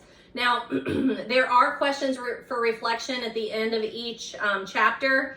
I'm not big on that. Like, I feel like I am involved enough with the book that I don't really need somebody to present me with questions at the end of each chapter. But I did it just the same to make sure that I experienced that part of the book. But as you can see, like, again, this is another one that I just like to make a lot of notations. I am trying to see what it is that I'm going to apply. I made some notes at the end of it, and I will return to this book. Like, I need to have it handy for me whenever I am studying my Bible each day, because I want to try and incorporate some of these things that she's talking about. So here are those archaeological ones. 5 basic archaeological questions of any given text. Who wrote it? When was it written? To whom was it written? In what style was it written? And why was it written? So, you know, I think that those definitely apply when reading the Bible, but they apply when I'm reading any kind of nonfiction. I would ask those same questions. Who's writing this? When did they write it? Who are they writing it to, or who are they writing it for? What's the style? Why do you think that they sat down and did this? Like the Matthew McConaughey book, he does go into, after so many years, whenever he wanted to bring his stuff together and try and like lay that out for people, like, these are the lessons that I've learned. He gives you a little bit of that why. So highly, highly recommend Women of the Word by Jen Wilkin. I've only got a few more minutes before I have to leave, so I'm going to try and make it through the rest of these books. The next book that I read and reviewed was Surviving Savannah by Patty Callahan. I do not have a copy of the book. I gave it 4 out of 5 stars. This is a super good historical fiction. I think I've said before, I am not a huge historical fiction fan for just like, that's what I'm going to read. I'm going to read mysteries and thrillers and that sort of thing. But I love to read historical fiction with our book group because it always provides a great discussion, and this was no different. This is one of our better historical fiction picks, I feel like. I've never heard of Patty Callahan before. I don't have a copy of her book here, but in the front leaf there, it lists all these other books that she's written. So definitely see some books that I want to read by her. This one was published in March of 2021, so a pretty recent book. This morning when I was letting the dog out and I like walked out onto the back patio, I walked right into a spider web, and I was thinking, I really hope that I didn't get the spider, but I have a lot of hair, So I'm like, can you imagine? I'll be like on here videoing and, you know, a spider just like crawl over. That would be very, very bad. But I checked, I didn't see anything. So I hope I don't have one. But every once in a while, I like see something and I'm just picturing that spider is in here somewhere. I hope not. Normally, like you see him out there, he's in the door and you can see him or her, I don't know. But in the evening, you see them like building the web and you can see them out there like grabbing the food and stuff. But in the morning, I sometimes remember that there's a web there. But when I do, I never see the spider out during the day. He's only there at night. But, you know, he's got to be somewhere. I'm really hoping he's not here. Anywho, Surviving Savannah takes place in Savannah. It is one of those books that goes back in time and it's also modern time. So you have a couple of different narrators, but it's going back to 1838 when the Pulaski steamship crashed. Sank, didn't crash, it sank. There was an explosion on board, it sank. Some people survived, some did not. So you are going back from hearing that story, and there are several people that you're hearing their point of view. And then modern day, Everly Winthrop is a, you know, she's working in that field where she works with museums, maybe a little archaeology, some ship, you know, rescue-y things. And she has always been interested in the story, the possible story of Lily Forsythe, who was never, we're not sure if she's a real person or not, but she's been told these stories that have been passed down through her family of Lily Forsythe. So she's always been interested in her story. So when she finds out that they have found this Pulaski and they have found these artifacts and manifests, she thinks she might be able to uncover the true story of that. So you hear her modern story. Also, there's a couple of side stories going on. Everly lost her best friend in a tragic accident by a drunk driver, or they think, like they have never caught him. But she's dealing with that and she survived that. She was standing right there. So that story of survival with her in present day lined up against the survivors of the Pulaski. And again, we're surviving more than just the sinking of the Pulaski. We're surviving abusive relationships. Ridiculously complicated book in a good way. All of those stories are, you know, like braided together in a really great way. Makes it very readable. I listened to some of the audio. I had the ebook. And then when I went down last week, I went down to visit a friend with some friends in South Carolina, and then we went down to, she lives on Harbor Island, but we went down to Savannah and just touring around in that area, and one of them had the actual printed book, so I borrowed her book to finish it while we were down there. So any way that you want to experience this book, I think is enjoyable. But learning all of the stories of mainly the women that were involved on the Pulaski with their families, the ones that survived, the ones that did not. Just a really good story about something that I didn't even know happened. They do call the Pulaski the Southern Titanic because those people that did escape, they ended up on, you know, rafts or what's it called, fuselage that's just kind of floating out there. And some of them were rescued at sea, but most of them just like came onto shore and then were helped then. And just the picture of like, you don't just float in, right? Like you get to a certain part and then it's super rough. And then depending on what the you know, underwater, the rocks or whatever, the cliffs of where you're at, you may make it all the way into where you can see land and never be able to make it to the land. Like it's just really interesting the way that story is told. So we read this for our June 2022 book club. And then three of us were able to go down there. Two of our members actually live there in that area now after retirement. So we had a great discussion. We also Zoomed in another lady from the group that was able to meet with us when we were talking about it down there. So just a super interesting read. If you are part of a book club and you are looking for a historical fiction read, this needs to go on your list. I'm going to guess that any Patty Callahan, but specifically this one, I can tell you, I can vouch for it. It's a great conversation. there is some romance in there, some survival, you know, some historical fiction, and I think that's what makes it so good too, is it's just such a good mix of genres. There are 2 quotes that I jotted down and talked about at discussion. One of them is from Augusta, who was friends with Lucy, actually family, like I want to say they're sister-in-laws or something. I think it's sister-in-laws. But Lucy, when she does, or I'm sorry, when Augusta does survive, but she is only able to save some of the people that she is traveling with, she is talking to someone and she's just tormented, and she says, how will we survive the surviving? And with just some recent, you know, terrible things in the headlines, the shooting in Texas in the school, where you have students who made it out alive, but they underwent such traumatic, terrible experiences. I just can't help thinking, how will they survive that? How will you survive seeing people gunned down beside you? How do adults do that? But surely, how do elementary school children survive that? So I know that's a bit heavy. The other quote was, the idea that surviving brings everyone to a new and better place is a lie told by people who need the world to make sense. I love that because it's something that I often think of, is how we as human beings sometimes can survive terrible, horrific things, cancer, you know, divorces,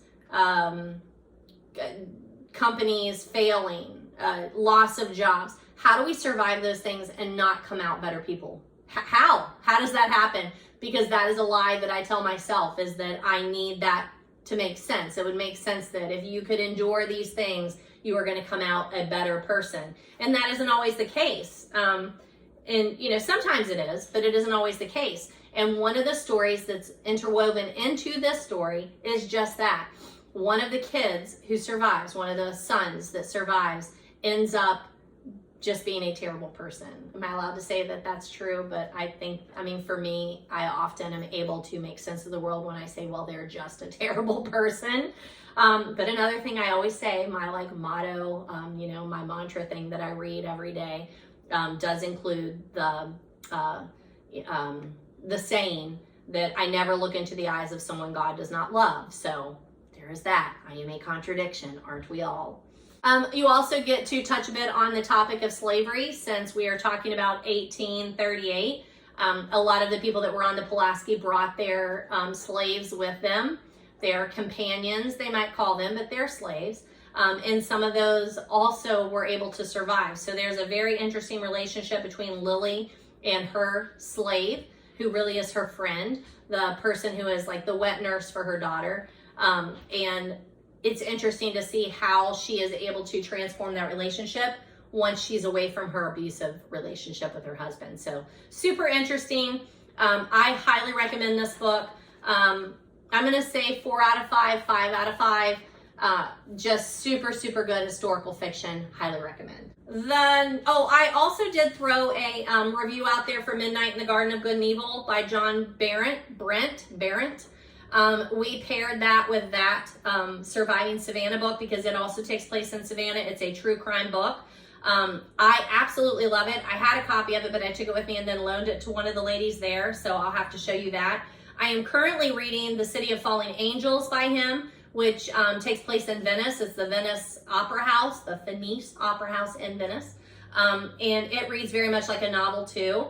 But Midnight in the Garden of Good and Evil, go take a look-see. I put a review out there for that. I read that book back in June of 2006. They also made a movie and it got terrible reviews, but I think it's interesting. It doesn't follow the book exactly, but it makes it more fictionalized. Super, super interesting characters of Savannah. They're real. This is a nonfiction book, but it is centered around a true crime that happens when the author is down there talking about the book and meeting all those people. There is a murder. It's someone that he has met and is interviewing, and he kind of follows the numerous trials that are part of that. You have a drag queen, you have voodoo like person, you have this like Greek chorus of all these characters in modern day Savannah that you're just like, can these people be real? They are. There's a gigolo, there's an antique dealer, and all of these people's stories come together to tell this one story of Midnight in the Garden of Good and Evil. and a lot of Savannah history. I absolutely loved it back when I read it in 2006, and then I reviewed it for the book discussion that we had here last week, and just I can't recommend it enough. It happens in 1981, the particular like true crime event that happened, but it feels very modern. It doesn't feel like you're going all the way back to 1981. I highly recommend it, especially if you're going to be in Savannah. Just the characters, the places, the squares, the houses, they're marked like we went to see the house that the particular murder took place in, and just having all that kind of information there. Savannah is a very colorful city. Is it Mercer House? I think it's Mercer House. Jim Williams is the antique dealer that then was caught up in a murder scandal. Just really, really love that book and highly recommend it. True crime fans, if you've not read that one, get to it. Like, get to it today. The next book that I read, I borrowed, so I will be giving this one back too. It is called The Switch by Sandra Brown. You can kind of see the size of that. It's a pretty normal size thriller mystery kind of book for summer. Someone loaned this to me, and then she reminded me a couple weeks ago, she's like, I haven't heard you talk about The Switch yet, and I loaned it to you. Have you read it? I really think you would like it. And I do. It was very fun. I read it in like 2-ish days on vacation, a lot of the car trip, because it's easy to dip in and out of. And you know, when you're talking like a book like this, you know, like I can dip in and out of it because the storyline is just super interesting and easy to follow along. There are some plot holes in the story, so I'm going to throw that out there. There's like, there are two sisters, they're twins, they trade places for the evening so that the one goes and does the other one's job, and then there's a murder that takes place, and during the story, I can't even tell you because I don't want to like ruin it for you, but during the story, I just keep coming back to the one question of why weren't they both in the same house? I don't understand why they weren't both in the same house. They're grown adults, they each have their own house, but the way that the story transpired, one of them leaves and the other one gets murdered in the house, and I don't understand why they wouldn't have been in the same place at the same time. Anywho, it has to do with insemination. The one twin wants to have a child, so she gets artificially inseminated. Unfortunately, there's a cult that goes on. Now, there's some raunchy things in this one. This is definitely an adult thriller. Some things that make me really uncomfortable with cults and that whole thing, but that's okay. But it gets a little steamy at times. There's several love stories going on in there. I think it's interesting how she deals with, there's a Native American advocacy group that is like trying to get the astronaut, who's one of the main characters in the story, trying to get him to come on board and advocate for them after he retires from NASA. And the way that they treat that whole story, and it's weaved in there, I'm like, where are we going with this? How are we going to do this? And, you know, treat it in a good way. And we do. I really enjoyed it. Page turner thriller. If you are looking for a beach read, you know, that's one of the things I look for when I'm on vacation or traveling, because I know people are going to be talking and I don't want to like completely isolate myself. But I like being able to dip in and out of something, and this one was easy to do that. The chapters were pretty short, which is nice. I know it's 500 pages plus, but it is a page turner and well worth reading. I have another Agatha Christie. This is the one that we are discussing in a week or so. It's The Big Four. It's a Hercule Poirot mystery. I love Hercule Poirot. This is not going to be one of my favorites. Christie is trying to find her way, and you can tell because she's including too many characters, too much masking, like one person as another, and then disguises, and like I'm beginning to just not be able to trust her, which is not good. But this is our 8th chronological Agatha Christie read. It's the 5th Poirot one, after Roger Ackroyd. There's no dedication in this one, which I think is interesting. The only other one that she does that is Poirot Investigates, but she was going through a terrible time. This was put out like right after that disappearance where she disappeared for like 11 days. I don't know if you know anything about that. We'll talk about that in our little breakout Agatha Christie video. But Hastings is narrating, which I like. I love Hastings. I'm glad he's back. He has gotten married, but his wife is not with him. But he has come to help. He has come to visit, and then he ends up, of course, helping out with one of the murder cases. And they're just the story just gets way too complicated. Like, it just gets weighed down for me. It was not as easy as a read. I still, again, you know, I like to mark things. I still have lots of quotes and comments and vocabulary. Like, all of that is still in here. I really enjoyed that, but this one is just way too heavy on the characters for me. We do see some reoccurring characters, so that's fun. Again, being able to read an author, even though it's not technically a series, but read an author going through, you start picking up on some of those reoccurring characters. I do want to go back and listen. Hugh Fraser, who plays Hastings in the David Suchet series, he narrates the audio on this, so I have it on hold. Hopefully I'll get to listen to it before we meet next Friday. But I'm interested in doing that and seeing if I see it in a different way. I watched the TV episode yesterday, and again, just, I don't know. There's too many characters. There's too many characters. It's a spy thriller. It's full of espionage. I prefer murder mysteries to the spy thriller genre for her. So it won't go down as my favorite, but I did really enjoy it. And then the last one that I'm going to talk to you about today, the last one I have a review out there for. I did finish The Gentle Art of Swedish Death Cleaning yesterday, but I don't have a review or anything, so I'm going to let that move to the next one. But the last one that I want to talk to you about is a really short one, and I have to leave in like 10 minutes. And then when I come back, I hope to continue filming. But this is Poems for a Little Boy. It says a Stardust book. It says it is by Anne A. Farrell. When I went to review it on Goodreads, it did not exist on there, so I created a document for it. But super cute, illustrated. I had it by my bed for a number of days, and then finally I was like, I'm just going to take it downstairs and read it on the porch while my dog is going to the restroom in the morning, and finished it pretty soon after that. So cute little poems. They are all by this particular author, and they are all geared towards little boys. So super cute one. Some of the poem titles include My Stones, Dry Leaves, Ants, Cloud Pictures, Being Bad. Oh, my candle just went out. And again, just super cute. And so I recommend that one, but again, it's a very quick read. And I'd say it would be hard for you to probably track that one down, I'm guessing. So that takes us, catches us up from the last video. These are the books that I have read since the last video, adding a couple of the Dennis Lahanes here. I know when I come back and I do some of the book haul video that we'll probably talk about some of the books that I've talked about in the first half of this video. And so I want to catch you up on some of those, and there's some book news. So I'll be back. All right, I am back from my lunch Ladies Who Brunch in the Summer group.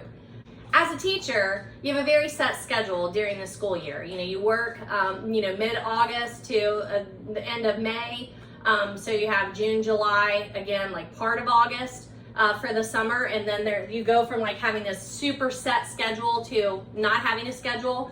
And I think everybody's a little different. I'm sure there are a lot of different ways that teachers cope, but one of the things that I really like to enjoy in the summer is being able to be part of the Ladies Who Lunch group. So being able to go to brunch or go to lunch during the summer, meet up with people that I haven't had a chance to see in a long time. Love it.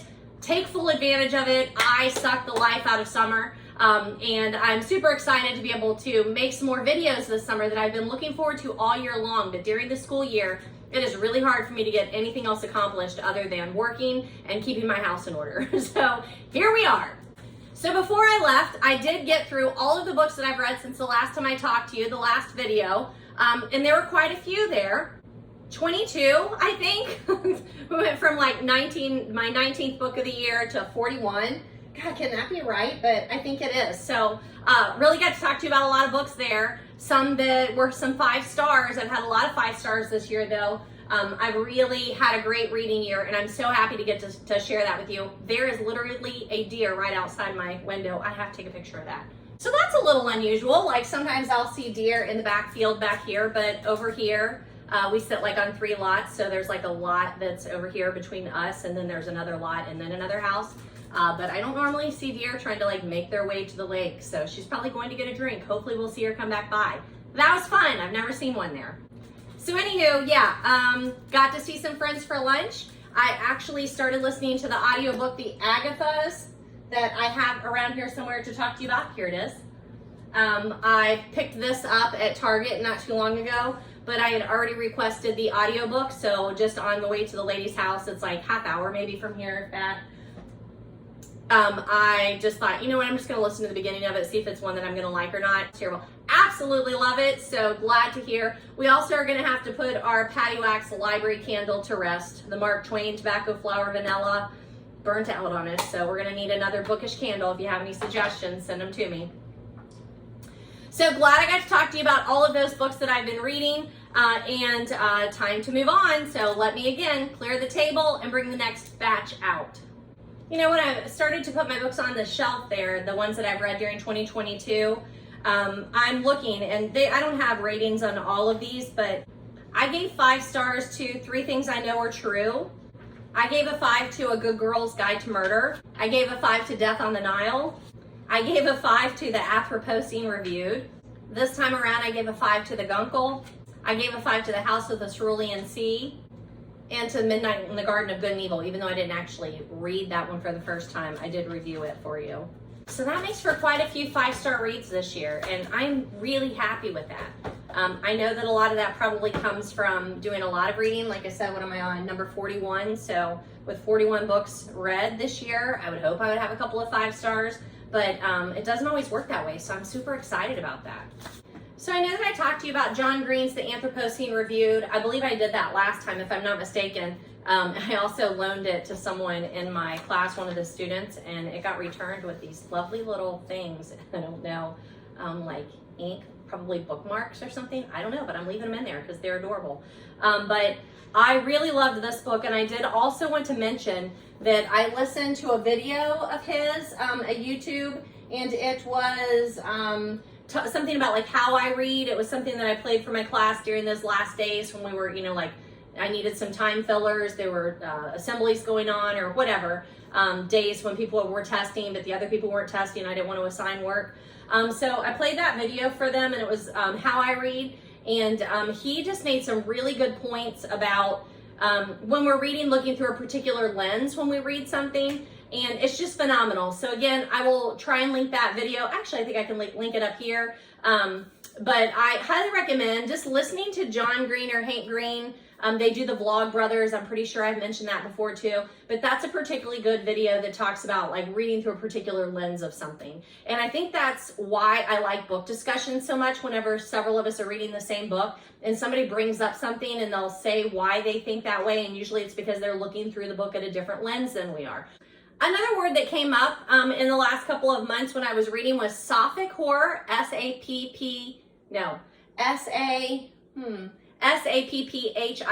Sapphic horror, which I'd never heard that term before. It came up when I was reading about a book called My Dearest Darkest, I think, and they were talking about it's a dark academia book, which again, I think is I've only heard that in the last couple of years, dark academia being a genre. But then they brought up that Sapphic horror that I thought was really interesting. So throwing that term out there too, but because that is a new one for me. So when that word Sapphic came up, I'm usually pretty good. I took Latin in high school. I'm usually pretty good at thinking about the relationship between words and what they mean, and then coming up with a vocabulary, like coming up with a definition from that. But I didn't do it on this one. This is one that I'm like, why do I keep hearing that Sapphic horror, Sapphic fiction? What the heck does that mean? And then when I looked it up, I'm like, oh. And then I was talking to my friend Stephanie about it, and she was like, yeah, it comes from, and I'm like, no, I didn't put that together at all. So big fail on my part on this one, but it's a term that I've heard so much here lately that I did want to mention that to you. And it is defined, Sapphic is defined as relating to lesbians, lesbianism, relating to Sappho, her poetry, or verse in a meter associated with her, Sappho. Sappho is a Greek lyric poet, and again, that's what her poetry deals with, and that's where that comes from. As a poet, she wrote a lot of poems that had to do with self-reflection. So maybe because I'm trying to find poetry for my classroom, and usually it's the girls that are looking for that kind of poetry and they like that kind of self-reflection. Maybe that's why I've come across it so much here lately. But Sappho was on the Greek island of Lesbos, and again, that's where we come up with all those terms. Around 600 BC. It also refers to the rhythmic pattern that Sappho poems are written in. It's a particular kind of verse. It's referred to as the Sapphic meter. So just, again, a little piece of free information there, a little off topic, but I did put it in my notes because, like I said, it came up several times over the last couple months, and I'm like, you know, if I am immersed in the book world and I'm starting to see these kinds of patterns of trends that are coming through or terms that are being used, then you might be too. And this might be one that maybe you haven't heard of, or maybe you have heard of and you would like to suggest some of these to me. But specifically, Sapphic horror, I think, is one that I've heard a lot of lately. All right, so that takes us to our bookish haul, and it is massive. I usually like to just put it all together, let it run over a little bit of an hour, and then hope that nobody complains.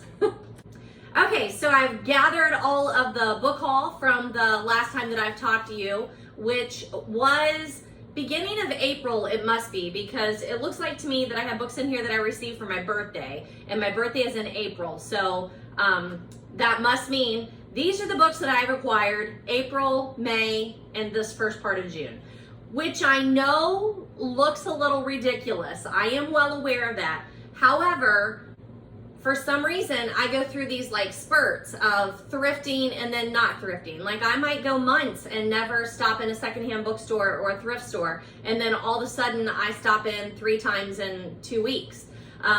We also had a new independent bookstore that opened in Beachmont, Mount Washington, I think is the area that it says it's in, and I went there. And it just seems like over the last couple of months, somehow I just seem to be able to stop at a lot of places and gather a lot of these books. So I will tell you to the best of my knowledge where they're coming from. And just know if I'm talking about Goodwill or St. Vincent de Paul, you're talking $1 or $2 for a book, not very much. There are a couple that I did purchase, Target, Amazon, and then I also have several little library pickups. So all of those are in here too. So, you know, like most of these are secondhand. Not all of these have to fit onto my shelf. A number of them are going into my classroom. I already have copies, or they're ones that I wanted for my classroom. I even have one for my son's girlfriend's classroom, at least one. So know that they're not all staying in here, because yes, if you have watched my videos, you know I said this summer I'm going to clean my shelves and take some of those out and then get all the books that are on the floor and in stacks on the shelves. And I still do plan to do that. It's the middle of June. I'm aware of that. I need a couple of days to really concentrate in here.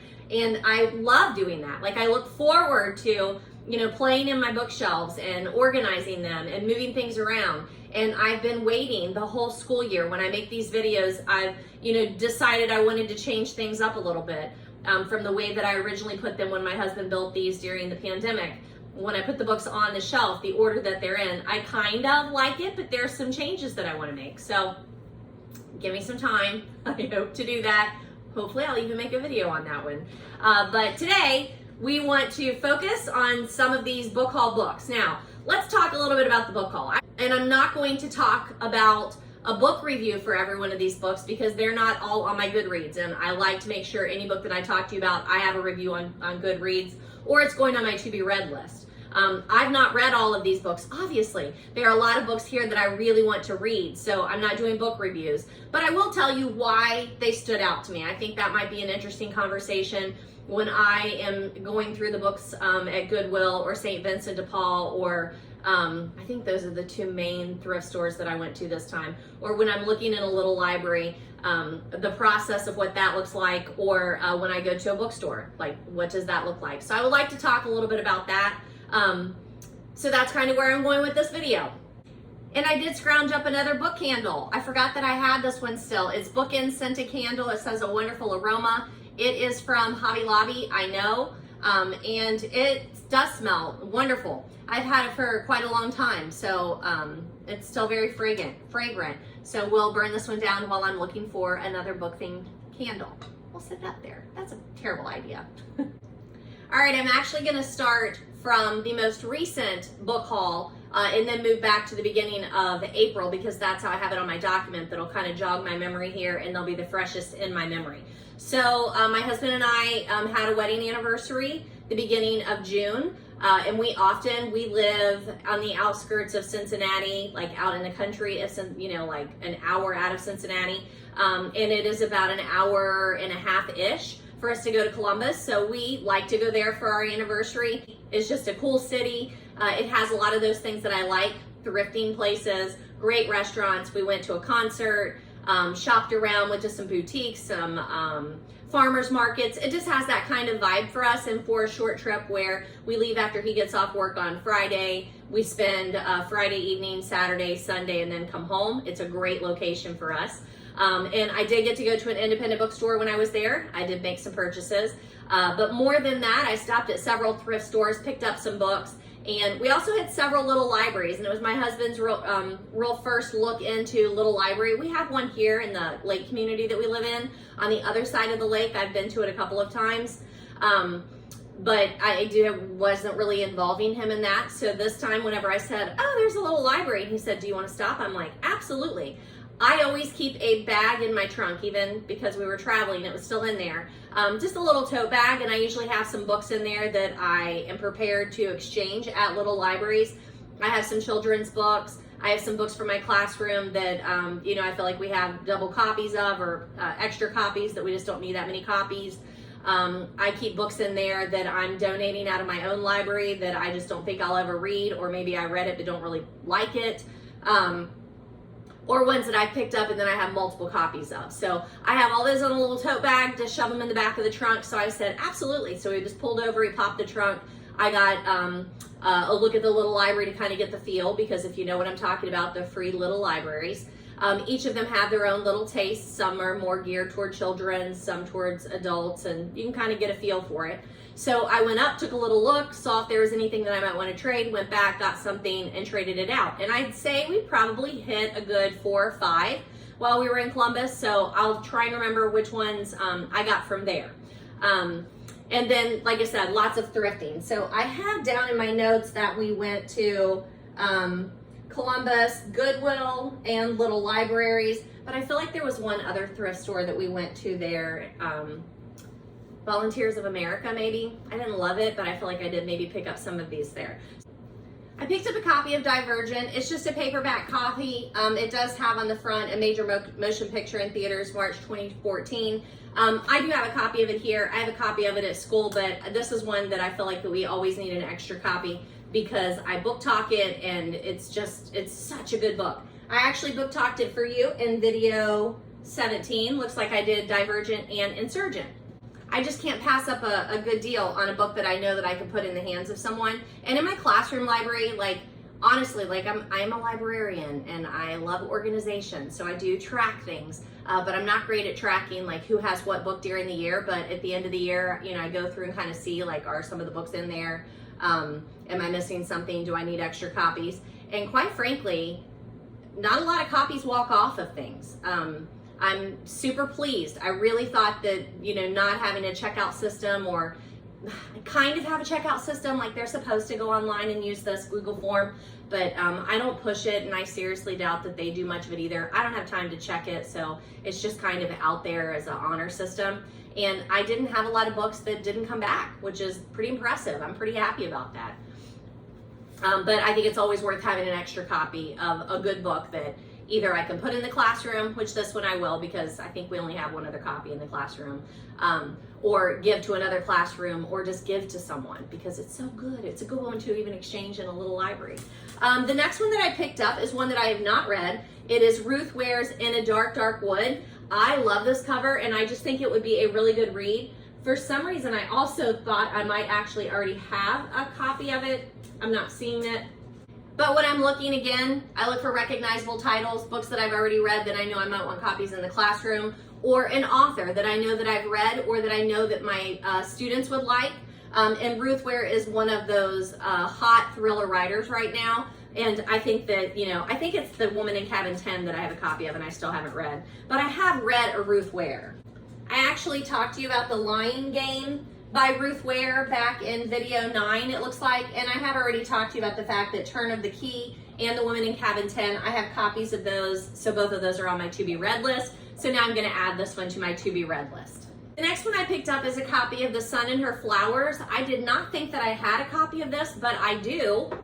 I talked to you about Rupi Kaur, I'm not really sure how to pronounce that name, but I talked to you about a book that I read back in video 19 called Homebody. It's one of her newer ones. I'm pretty sure I read it at the beginning of the school year, and bit in the fall, so I think that's probably when I talked to you about it. But The Sun and Her Flowers I had read before, and I really, really like this book, so I will need to add a review and actually book talk it for you.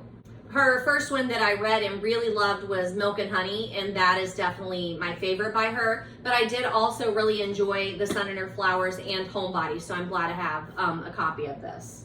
I talked to you about Milk and Honey in videos 10, 18, and 19. Not a poetry book that I could put in the classroom. A lot of my students read Rupi Kaur, but I could not hand them this or leave it on my classroom shelves, but highly, highly recommend. The next one that I picked up, and I am so excited that I found this because it is one that I have been wanting to read for a long time. It's The Splendid and the Vile, Erik Larson. He is the author of The Devil in the White City, which I love. And also I just recently listened to the audio of No One Goes Alone, which is a ghost story, but it's only in audio, which I thought was really interesting. And I remember hearing Erik Larson said ghost stories should be told. And I thought that was really interesting. I really enjoyed that one. I know I talked to you about that one. I don't know that I've talked too much to you about Devil in the White City. This is really just going to be a book conversation, so I hope you're here for this. I talked about No One Goes Alone in episode 24. Because I read it back in 2021. I remember reading this one back in the fall because it was and when I say read, I listened to the audio production because that is how he told the story. So I need to talk to you about Devil in the White City. So again, I just keep making that endless to-do list. It just keeps going on down the list. Oh, I need to talk to them about this. I can't believe I've never talked to you about Devil in the White City. I love that book. So those are the ones that I picked up on my Columbus trip at the thrift store. I feel like there might be more, but I'm not seeing it on my list here. So we'll say that's what I picked up in Columbus at the thrift stores. Really enjoyed it. So also in Columbus is the Prologue bookstore. I'll link that in the show notes, but it's an independent bookstore. It's in the Short North. If you know Columbus, Short North, and it's down by the North Market. Like it's very close to town. And I had that on my list of places that I wanted to go when we were in Columbus. I think I've probably already been there before, but maybe I just hadn't. I'm sure it was before I ever started making these videos. But you know how bookstores, especially independent bookstores, just have a feel for them, like they have their own personality? I will be friends with this bookstore. I'll have to put some pictures in the video for you, insert some pictures. When we walked in, it's me and my husband, and we are, walking around. He's not a book guy, he's not a reader. And we look back and there's this wall and it's like a chalkboard, like painted wall. No, whiteboard. I think it was whiteboard. Was it whiteboard? I don't know, I have to look at the pictures. Either way, and it said something like, draw your favorite book cover. I'm like, oh, that's interesting. He was like, yeah, that's cool.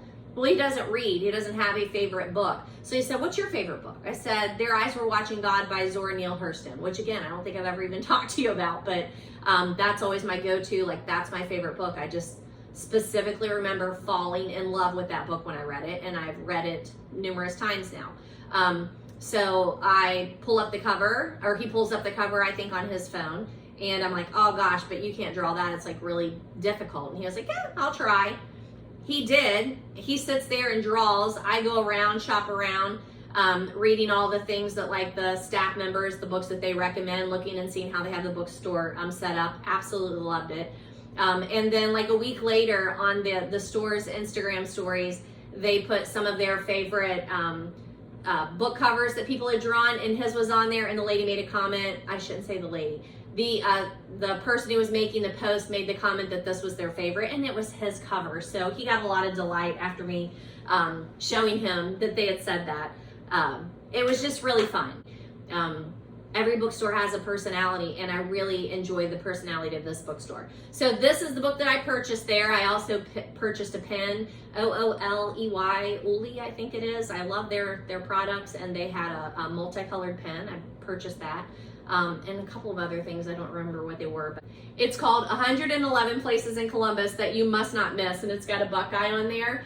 For you non-Ohio people, the Ohio State Buckeyes are very big in Columbus. And it's by Sandra Gervis. It has photographs by Mitch Geiser, and it looks like it's published by EMONS : and again, you get the story of whatever it is that they think that you should visit on the left-hand side, pictures on the right-hand side, just a beautifully done book. I am a sucker for a beautifully done book. I'm just like, you know, I'm looking at it and I'm like, I do not need to be purchasing a book. I'm really terrible about paying retail for a book, but it's an independent bookstore. I want to support them. And this is a beautiful book. It was, I was trying to see if I could tell you how much it was. $19, I think. I'm pretty sure it's around $19. And I just love it. I looked through it on the way home. I've gone to a lot of the places that are in the book, and then some of them I've never heard of. And then I really like reading the stories behind them. So it did exactly what I wanted it to do. I'm really, really happy with this. I haven't finished it, but I dipped in and out of it. So pretty excited about that. Highly recommend, independent bookstore, Columbus, Ohio, Prologue. Here we go. Here's some more thrift wins from Columbus. Brown Girl Dreaming by Jacqueline Woodson. I have not read this book. It's a National Book Award winner though, Newbery Honor, and also Coretta Scott King. A very recognizable cover. Again, whenever I'm in a thrift store, I'm looking for authors that I know or books that I think are award winners that I might want to read and I might want to put on my shelf, either here or in the classroom. And Jacqueline Woodson is definitely one of those authors. I did mention Jacqueline Woodson to you in one of the previous videos. I don't have the number on here, but she had a new book out called The Beauty and Danger of Football that I thought was going to be really interesting and I wanted to take a look at. Now, this book is actually marked up a little bit and somebody has their name on it, Mr. Wendell. Looks like he has his name on there, and El Murray. Whoever you are, thank you for donating to my classroom. That will definitely go in my classroom. Another book that I picked up is Underdogs. Now, this is an uncorrected proof. Again, just putting this on the classroom shelf. I need to read it first. I have not read it, but then it'll go on my shelf. But it's Marcus Zusak. And again, stop saying again. Super recognizable author for me. He wrote The Book Thief, which is probably the book that he is most well known for, but he also wrote some other books that I've read that I really enjoy. I've not talked to you about him on BookTube before, so I need to get some of the books that I've read and review those for you because I highly recommend this author. Book Thief is phenomenal, especially historical fiction, children's to YA fiction. Very masterfully done, but I really enjoy his other books. Let me think about what they're called. The one I really like is called I Am the Messenger. It is superb. It's very unique. I will talk to you about that in a video soon. I really will. But this is on my to be read list, and it actually includes, looks like 3 of his stories: The Underdog, Fighting Reuben Wolf, and Getting the Girl. You know, I do remember the I Am the Messenger is, I would say, a little more mature, but on my shelves, I have books for many ages. I have books for freshmen that are immature. I have books for freshmen who are not on freshman reading level. And then I also have books for seniors that I know will be high interest for them. And again, stop saying again. I have books for my seniors that are high interest, but maybe not high reading level. And he is one of those authors that I think just does a great job of telling a story, making it interesting, putting some juicy details in there for my students that need that. And just I Am the Messenger is just really, really unique. So I'm hoping that these books are the same, and I'll read those and then put that in my classroom shelves too. And uncorrected proof, I'm assuming that you probably know what that is. I probably should not assume, but a lot of these proofs come from bookstores that are getting books prior to it being published. That are just cheap copies that the bookstore can read and have someone who's read the book whenever it comes in so that they can hand sell it. That's what an uncorrected proof is. So you can't sell this. Of course, I picked it up at the thrift store and probably paid $1 or something for it. Oh, I don't know. This might have been in one of the free little libraries. I feel like this might have been in one of the free little libraries, so probably didn't pay for it. The next one that I picked up, I noticed because I recognized the title when Zachary Beaver came to town. It's by Kimberly Willis Holt. It also has that National Book Award winner on there. And that is something that always pulls my eye because I'm like, I should read it. It's won these awards. It's probably worth it. And it's one that I would probably want to book talk and get my kids to read too. I know that I read another book by her that I believe was a Newbery winner. It was called Keeper of the Night in 2005. I think maybe it was a Newbery Award winner. And I remember liking it. I remember not loving it, but I remember liking it. Good story. And I feel like I even started to read this book at some time and then just laid it down. So it would be a good one for me to read and put in the classroom. This next one is a book by an author that I've read several of her books and I know that it would be good for my classroom shelves. It's Kate DiCamillo. This is The Miraculous Journey of Edward Tulane, but she is probably better known for her other books because of Winn-Dixie, The Tale of Despereaux, Flora and Ulysses, which I think I've talked to you about. It's one of our Caldecott or Newberries. I talked to you about those books, looks like in episode 9, 12, 16, and 20. So I've talked to you about her a number of times, probably because I, like this book hauls, have picked up copies of her books and I'm showing you those. But I probably need to do a bit of a better in-depth talk about several of her books since I've read 3 or 4 of them. But I have not read The Miraculous Journey of Edward Tulane, have I? I have not read The Miraculous Journey of Edward Tulane, and I would like to. I love the cover. I think it's beautiful, and it is one that I need to read. Flora and Ulysses did win the Newbery Award winner. So did The Tale of Despereaux. Ooh, you've got an author there that's won the Newbery Award winner twice. And then because of Winn-Dixie was a Newbery Honor Award. So going to be reading this one. Another author that I recognize the name and would read anything that he wrote is Gordon Korman. This one is called Unplugged. I love the cover once again. It looks like to me, I feel like here we go. Ages 8 to 12. So I felt like it was more of a middle grade novel, but that doesn't turn me off at all. I would still highly recommend his books. I book talked him in my class, I know. I have another book by him called Masterminds that I'm pretty sure I did on the video and said that I wanted to read it. And Son of the Mob and Son of the Mob Hollywood Hustle are 2 of my favorite books to recommend in the classroom. They're funny, just really good adventure, quick turning books that you just don't find many people that don't like those. And then he also wrote one that was a little more serious called Jake Reinvented, that is a play on The Great Gatsby. That one's a little harder sell, especially if they don't know The Great Gatsby story, but if they know The Great Gatsby story, I think that they have a deeper appreciation of it. And even if they do not know the story, Jake Reinvented is really, really good. It's a good retelling, good modern retelling of The Great Gatsby. So looking forward to reading that, Unplugged by Gordon Korman. I talked to you about Gordon Korman in episodes 18 and 22. The next one that I picked up is Mary Alice Monroe's The Beach House, a beach house novel. It also says Hallmark Channel, now an original movie. How could you pass that up? It's a summary book. It looks like one you should throw in your bag for the pool or the beach. I know that I've read one book by Mary Alice Monroe, Summer Girls, which was really good. She tells those realistic fiction stories. Usually it's a story that crosses years or generations, brings back people together, deals very heavily in the relationship aspect. Sometimes they're going through life problems or some kind of a life change, like a divorce or someone has a debilitating illness. Those are the kinds of Mary Alice Monroe stories that she is known for. It sounds very Hallmark, doesn't it? I think they have a bit of a niche there. And this one sounds very much the same. 20 years ago, Coretta Rutledge left her Southern roots far behind for a successful career as a businesswoman in Chicago. But an unusual request from her mother, coming just as her own life is spinning out of control, has Kara headed back to the scenic low country of her childhood summers. And again, that setting of the low country, I'm always interested in that, especially in the summer. Another easy pickup for me anytime I see her at Thrift is Meg Cabot. I know this year one of the things that I struggled with is that I wanted more of Meg Cabot's books to hand to students in class.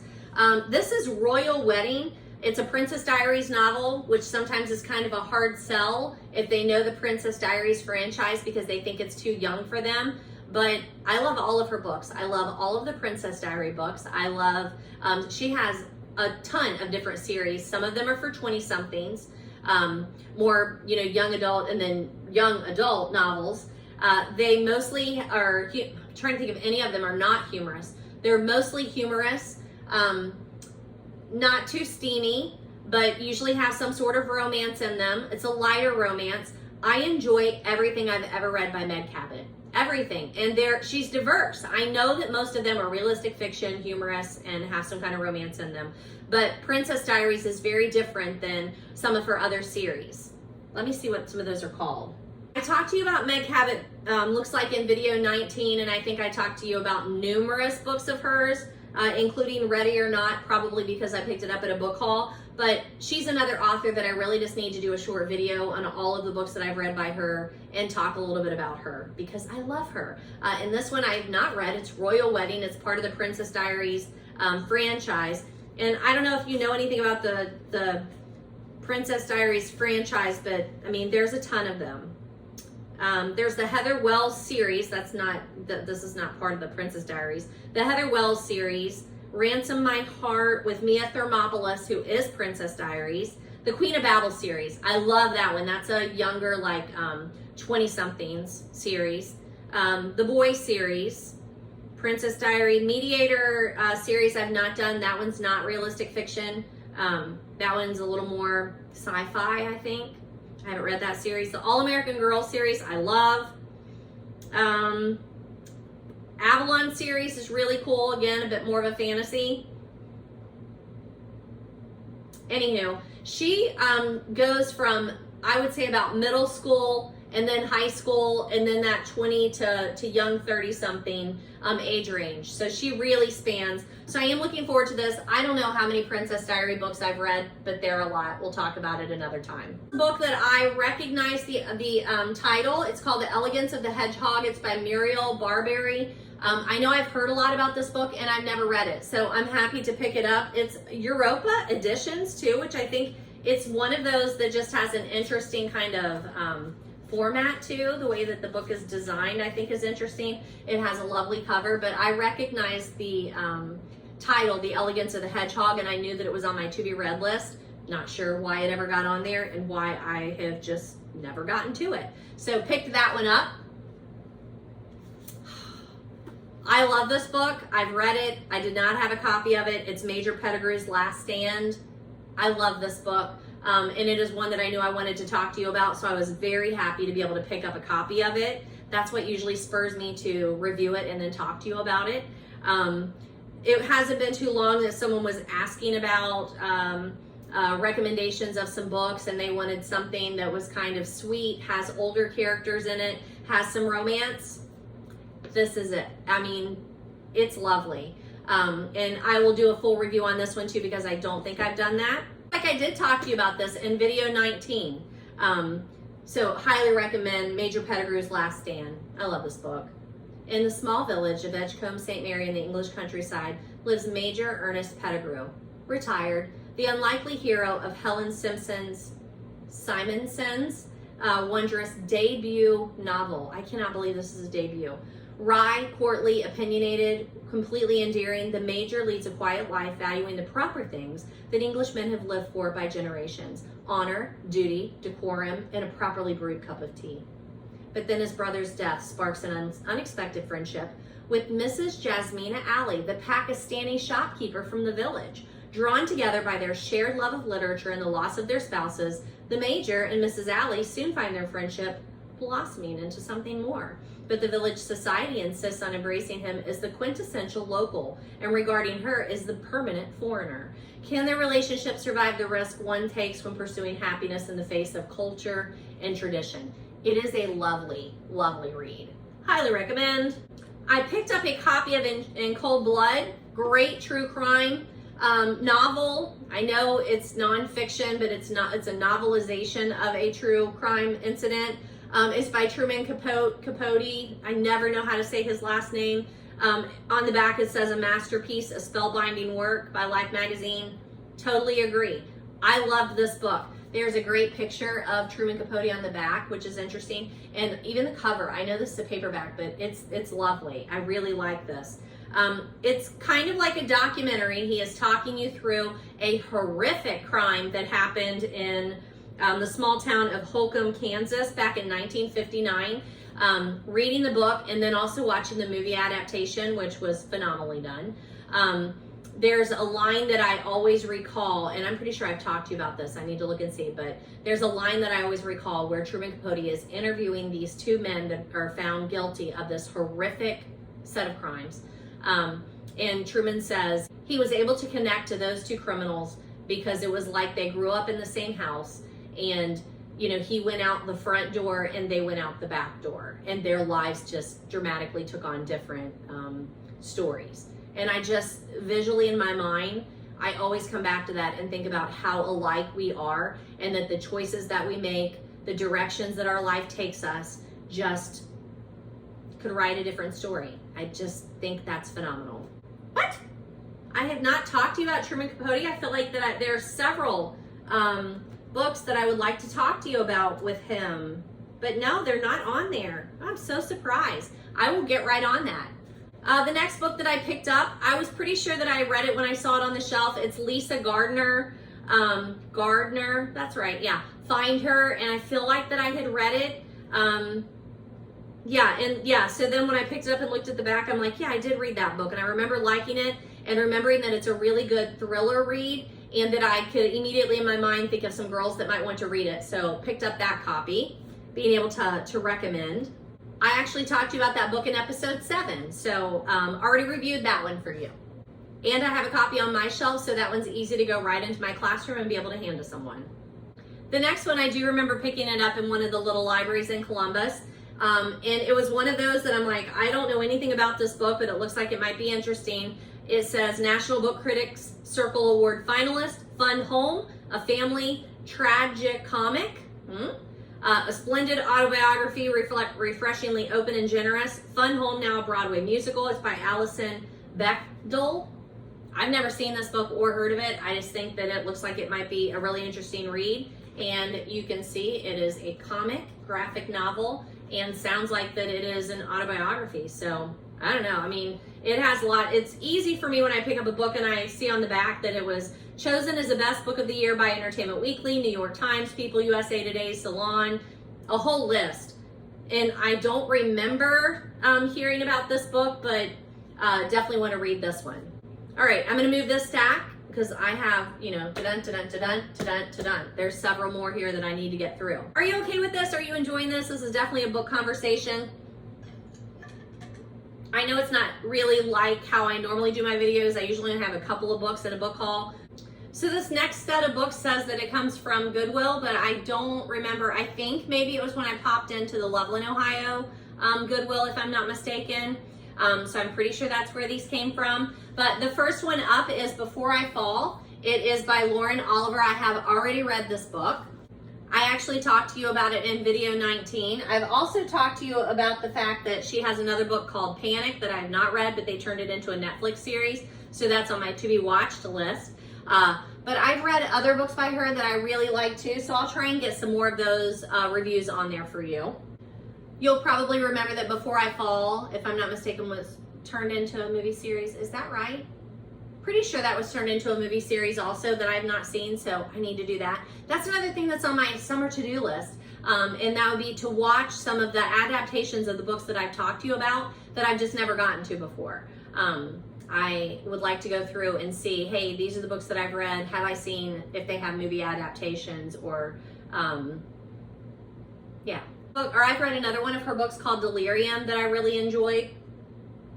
And also Vanishing Girls. That might even be my favorite. Vanishing Girls is a psychological thriller for sure. If you like that, that kind of genre that's going through right now, like I said, I just started the Agathas.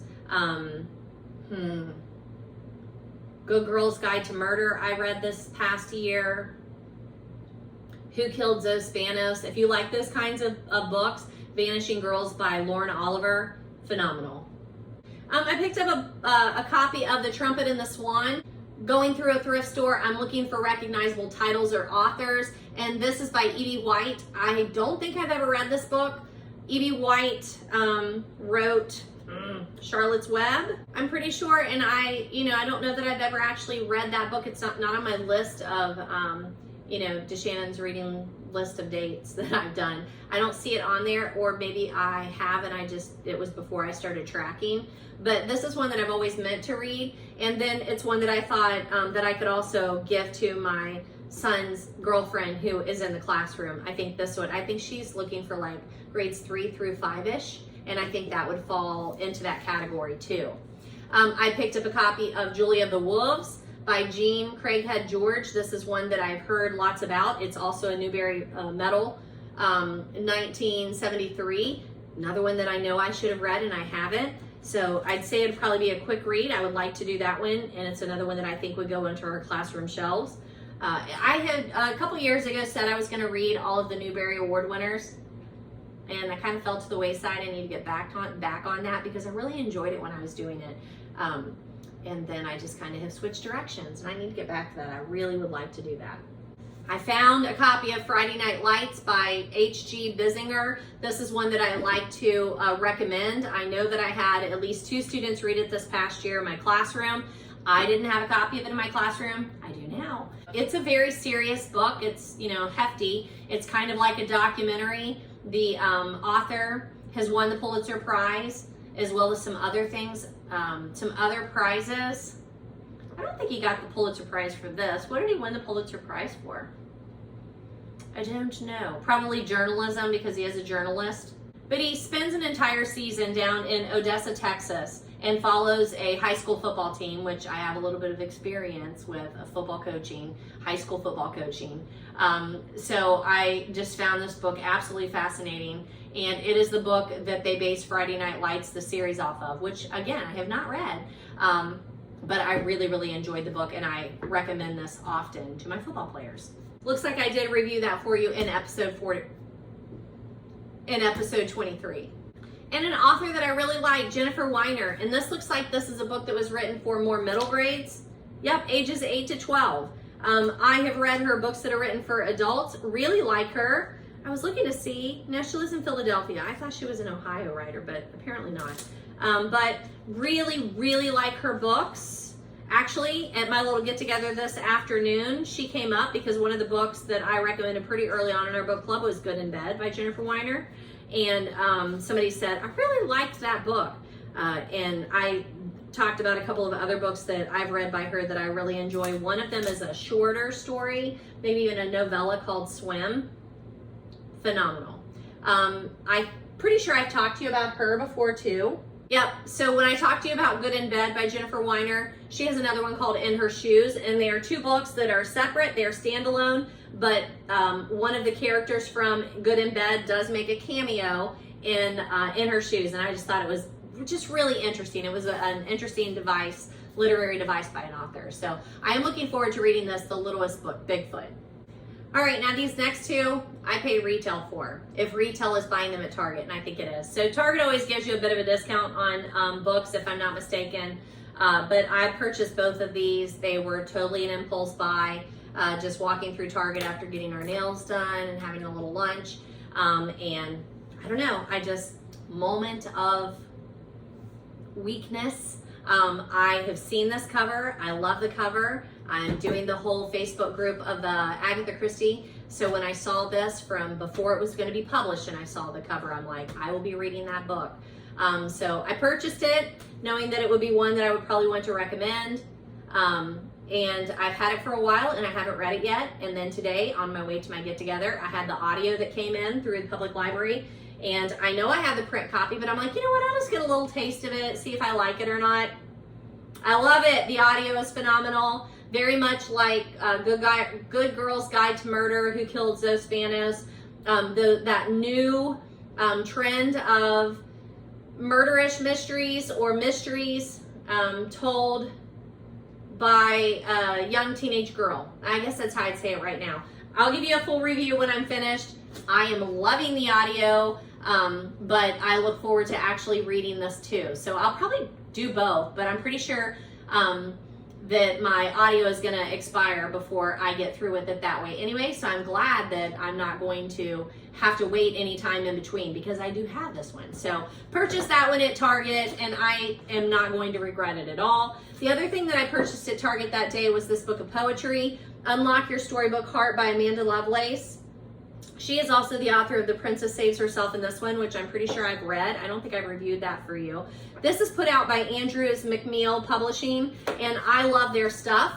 Here it is on the back. I love their stuff, but I mainly bought this book because I have a couple of girls that really like poetry this year in class, and this is an author that I just remembered. This one girl kept saying, well, I love everything by Amanda Lovelace, and I'm like, do I know Amanda Lovelace?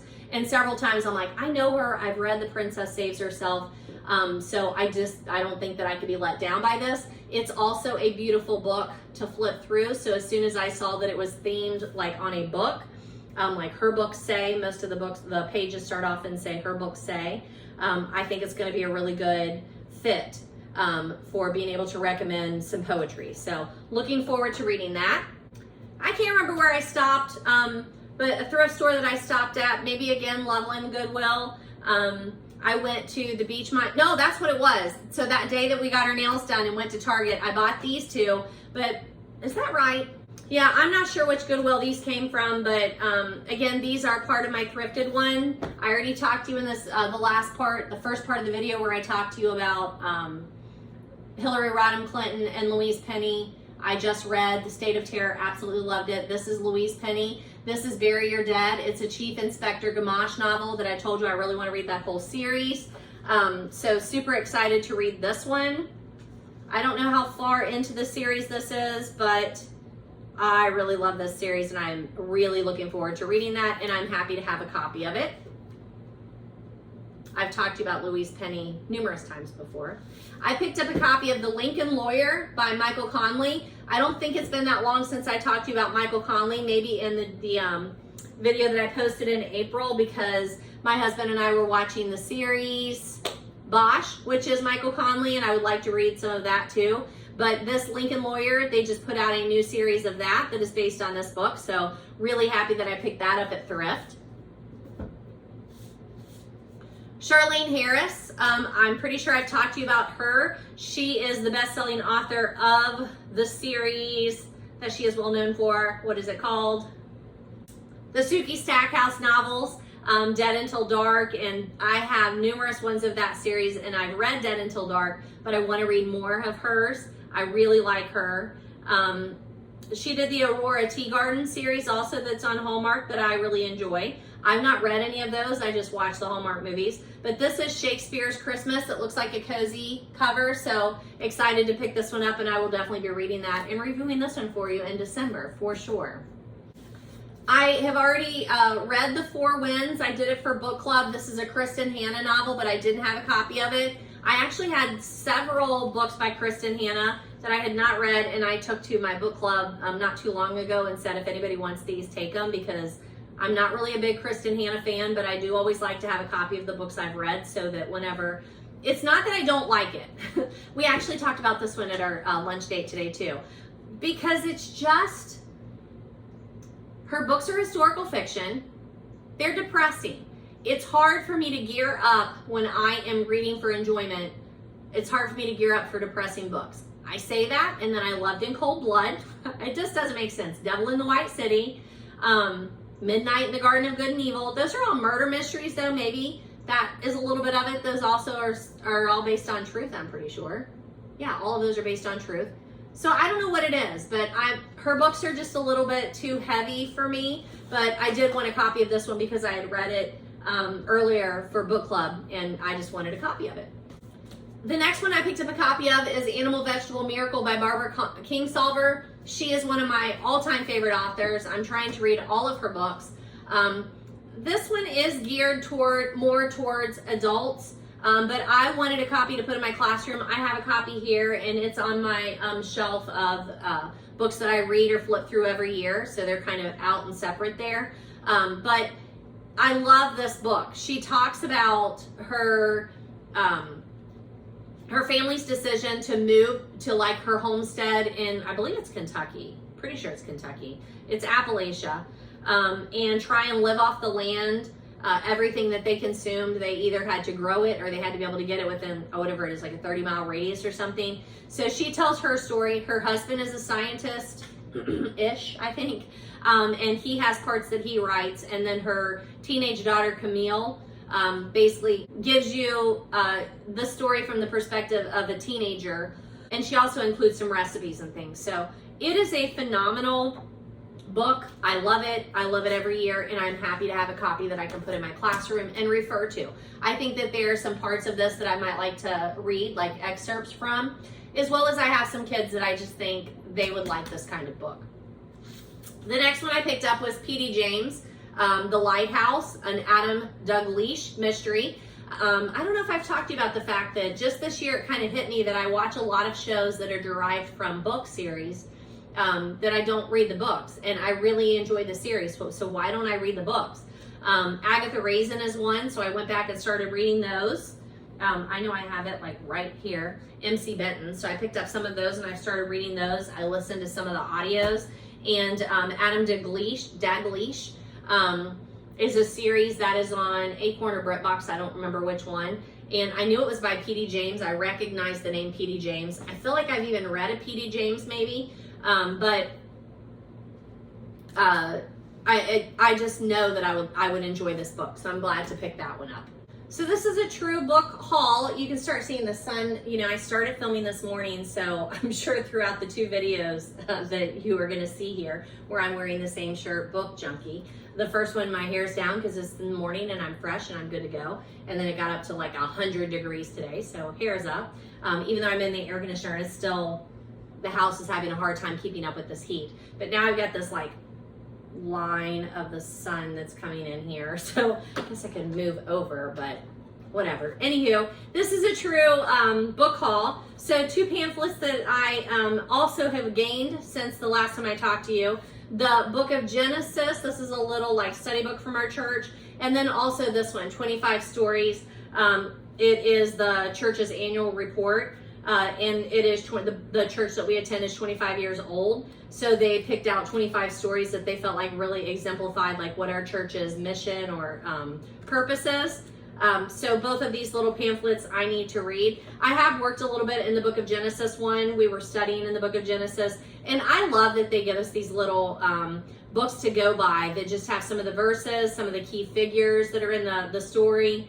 And then if you were listening to the first part of my video where I talked to you about Women of the Word, the devotional, where she talks about the meta-narrative when you're reading the Bible, that's what we're trying to do as we're moving through the Bible and reading it. We're not necessarily going book by book by book, but we're doing more intensive book studies during the course of the year. So both of those I need to get to.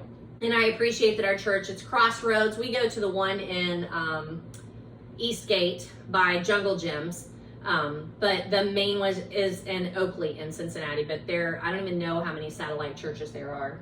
The next one that I picked up at Target is The Love Hypothesis, but I already talked to you about it and showed it to you in the last video. This next section says I picked them up at St. Vincent's. So I think that's St. Vincent de Paul's in Old Milford in Ohio. And I really like going in there. Oh, that's what it was. So it was like last couple of weeks of school there, I had back issues, and it never fails. The very end, the last couple of weeks of school are just so stressful, and I can start feeling that knot that starts coming up about right here.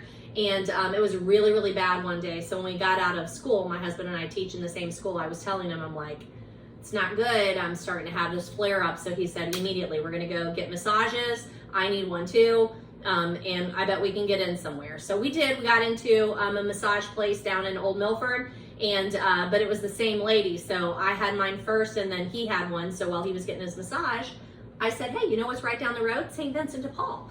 And they have a great book section. Their books are super cheap, and I always am able to pick up some for the classroom, and this was a really good day. So, okay, this one's not for the classroom. This is Tequila Mockingbird. I saw this on my cousin Deb's shelf when I was at her house. I think I even picked it up and looked through it, and it just looked super fun. So I'm glad to have a copy of it. But it's cocktails with a literary twist. So you get, it's by Tim Federle, you get a book that they're talking to you about the book, and then the drink that would go well with that book. So I thought that would be super fun. So here's like Rye and Prejudice that would go with Pride and Prejudice. They talk to you a little bit about the book, and then it gives you a recipe for what the ingredients would be in a Rye and Prejudice. So super fun little book. Happy to have that one. I have already read this book, so I just need to talk to you about it. It's called The Rule of Four by Ian Caldwell and Dustin Thomason. I had a copy of this in the high school library and picked it up and read it, and I really enjoyed it. It's very much like a Dan Brown thriller, so I need to review this one for you. I knew that I didn't have a copy though, so I was happy to get a copy for my own shelves. The next one I picked up is Girls in Pants. This is a great series. It's the third summer of the Sisterhood of the Traveling Pants. And I'm not sure how many in that series that I read, but I knew that either if I didn't have a copy at home, that I would want it here so that I could read it, or one that I could put in my classroom, because this is a great one to recommend. This whole series is. And I don't think I had a copy in the classroom either. So whichever one it ends up on, I really like Amber Shear's Sisterhood of the Traveling Pants. Is that what it's called? I actually talked to you about that series in episode 18. So I knew I already had copies of Agatha Christie's Curtain and The Mysterious Affair at Styles. We had already read The Mysterious Affair at Styles. We have not read Curtain. If I'm not mistaken, The Mysterious Affair at Styles is the first story that Poirot appears in, and Curtain is the last. So I don't know why they put Curtain and then Mysterious Affair at Styles. But I knew I already had copies of this, but I couldn't pass it up because, again, I can put it in the classroom. I can pass it to one of the other ladies in the group. So had to pick that one up. I thought I already had a copy of this at home, but it's another one that I thought would be an easy one to recommend. It's All Through the Night. It's a suspenseful Christmas story by Mary Higgins Clark. And I feel like that she's one of those authors that I recommend to people who maybe are not big readers, but I think that they would really enjoy her telling of the story, and she might just hook them on reading. And she has so many books. I listened to her a lot on audio when I was working in Kentucky, and I had like a 45-minute commute to work, and I remember listening to a lot of those audios back and forth to work. So I do have a copy of that on my shelves, so that will be going to my classroom shelves. And then I had a copy at home, so I got a copy for school of Stargirl. I think we already have a copy of Stargirl at school, but it's another one. It's Jerry Spinelli. It's another one that I need multiple copies of because I am constantly recommending this story. I had a student this year that I think was very similar to Stargirl. She reminded me of her so much. She even plays a ukulele. And I recommended this book to her, and I know that she was reading it. I don't know if she got through it by the end of the year. I feel like she was still reading it there at the end of the year.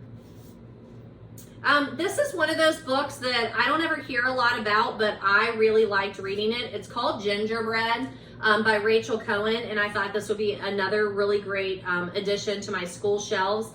It would be one that I wanted to book talk to them. I don't think I book talked it to you either though, so I will do that before I put it in the classroom. The next one is The Tale of Despereaux. Looks like I made some notes on these. Good for me.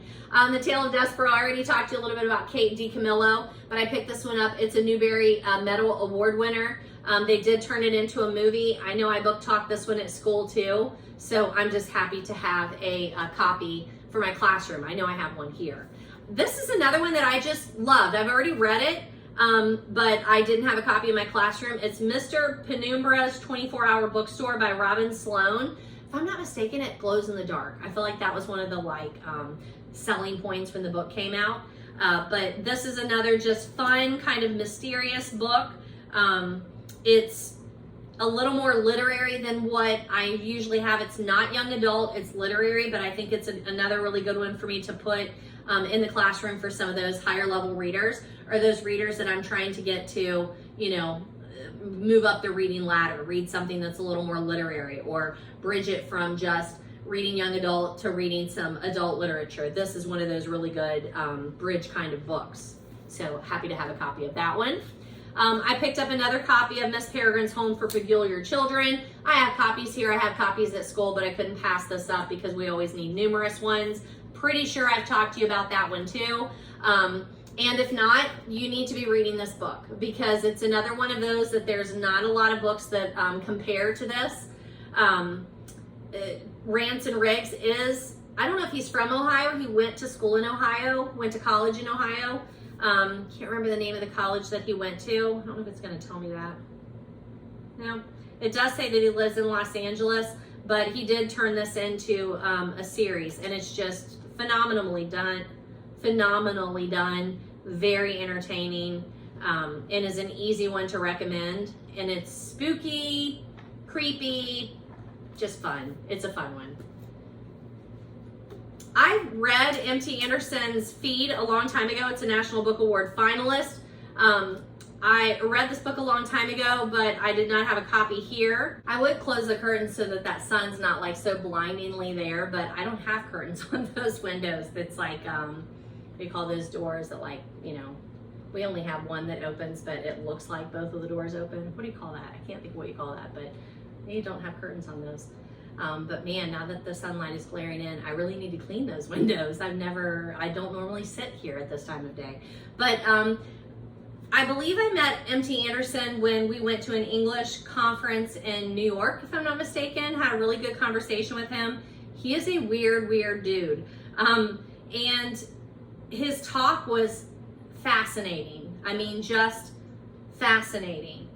He was very otherworldly, though. I don't even know how else to describe it but that. Like, when I was having a conversation with him, and I want to say, like, I mean, it's been a long time since I was there, but it was when I started, like, following authors on social media or that sort of thing, and I asked him, like, you know, what platforms are you on or whatever, and he was like, what are you talking about? Like, I hope I'm not on a platform. Like, you know, like, he was very not into the way that most authors operate to sell their books or for you to be connected with them. I think he just writes the books and he talks to you and you can appreciate it or not. But Feed is kind of like a 1984 kind of book, where some of the things that he talks about in here that were not really in place back when he wrote the book, let's see what the year is, in 2002, that very much happening right now as my kids are walking around with AirPods in their ears at all time of the day, so that it's not just people that they're listening to, but something is in their ear talking to them all the time.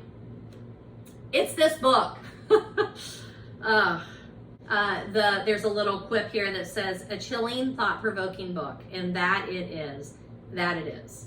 The summary on the flap on the verso page says, in a future where most people have computer implants in their heads to control their environment, a boy meets an unusual girl who is in serious trouble. Just a super good read, and I'll review that one for you. So I already have a copy of this. It's Premeditated Murder by Kate Carlisle, one of my favorite cozy authors. I read all of her books. I already have a copy here, so I'm glad to have one to put on my shelf at school. And I've talked to you about her like in every video. I picked up a copy of this. It's The Book That Changed My Life, Interviews with National Book Award winners and finalists. It's put out by the National Book Foundation. It's just a cute little size there. And I love essays. I'm a sucker for essays, so I think this will be a fun one. And there are some author interviews in here that I'm really interested to read. I know I've seen this book a number of times, and I just thought it would be one that if I have a copy of it, great, I will put this in the classroom. But my guess is if I'm reading some of these interviews, that they would be ones that I might be able to use in the classroom also. All right, I am not a Dave Pelzer fan. Not going to be popular for saying that one. But I like to keep his books, as many copies as I can, on my shelves because it's recognizable by the students. A lot of them have read his books in junior high.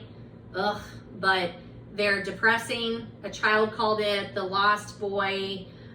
He has a number of them, and I can't ever seem to keep them on the shelves. They are books that do walk away quite frequently. So had to pick up this one, and this one is The Lost Boy. It is the sequel to A Child Called It.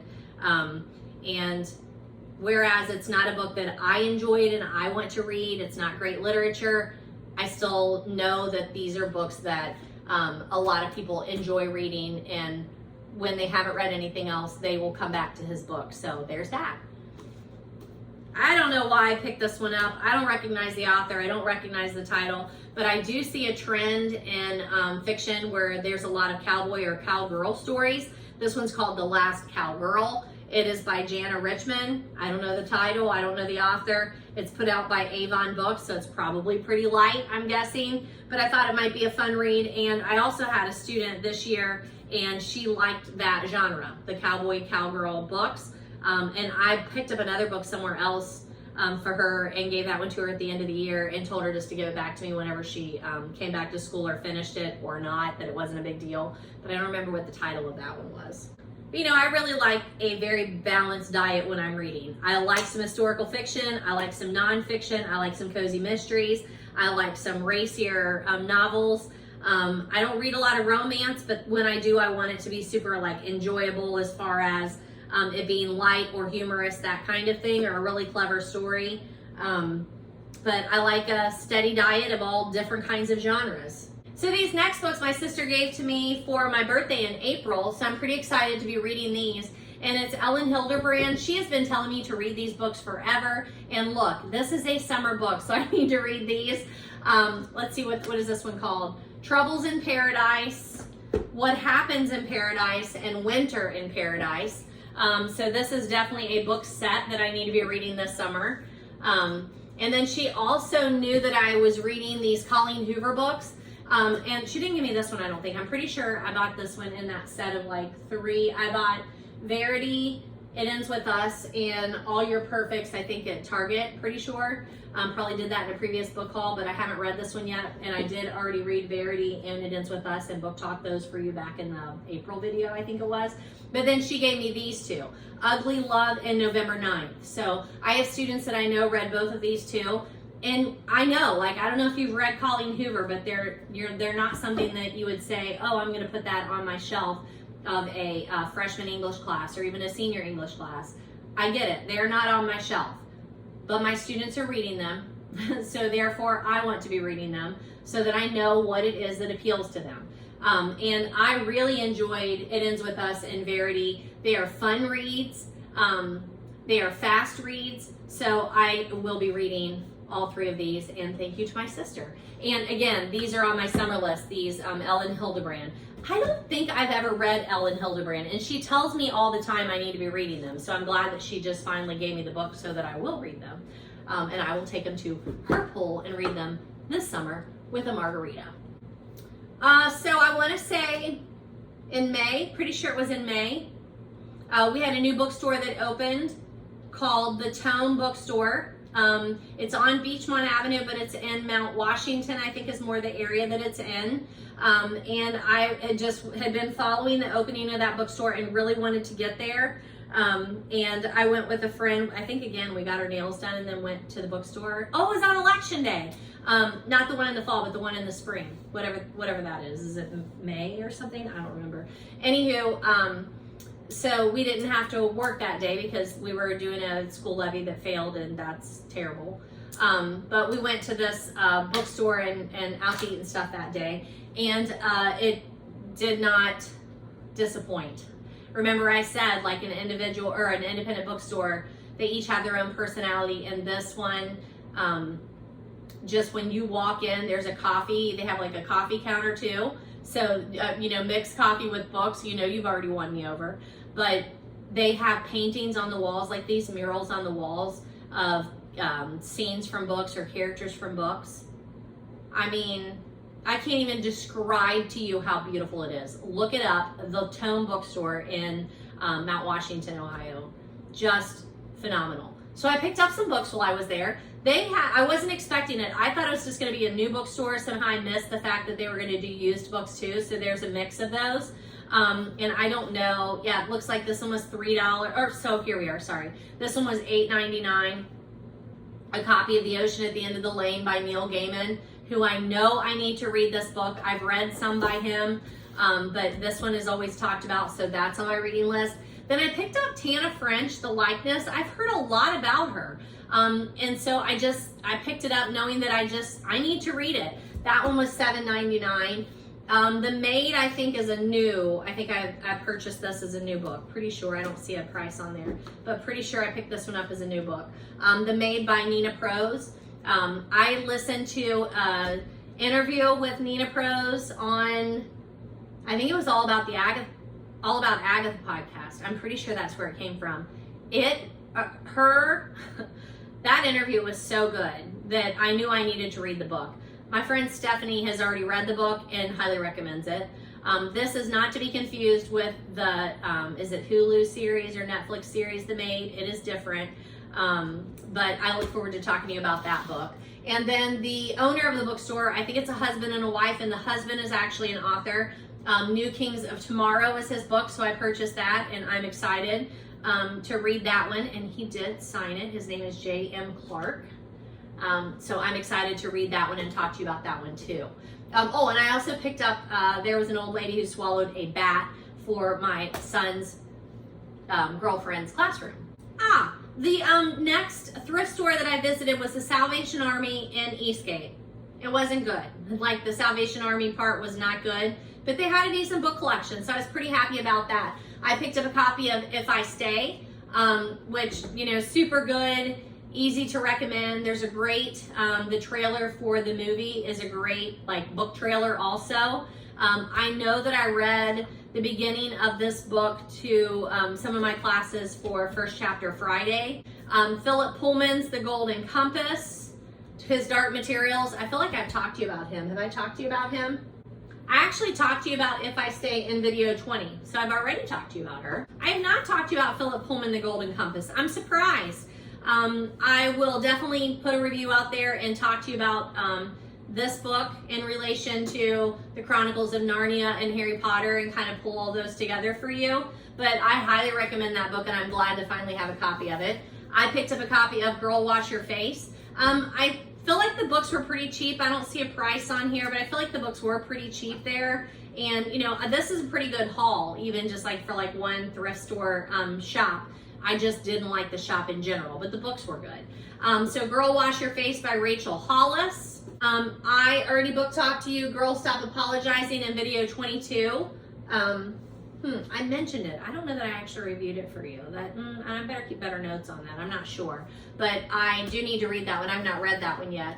I picked up a copy of The Purpose-Driven Life by Rick Warren. What on Earth Am I Here For? I really enjoyed this book, and I thought it would be a good one to have in the classroom, an extra copy. Again, just trying to give them this wide variety of fiction, nonfiction, you know, thrillers, you know, even some like religious books. I feel like as long as you're not like one particular kind of religion, but that I have philosophy and taking them from various areas, that I'm okay with that. So, you know, anything on my shelf, they are more than welcome to pick and choose what it is that they might be interested in.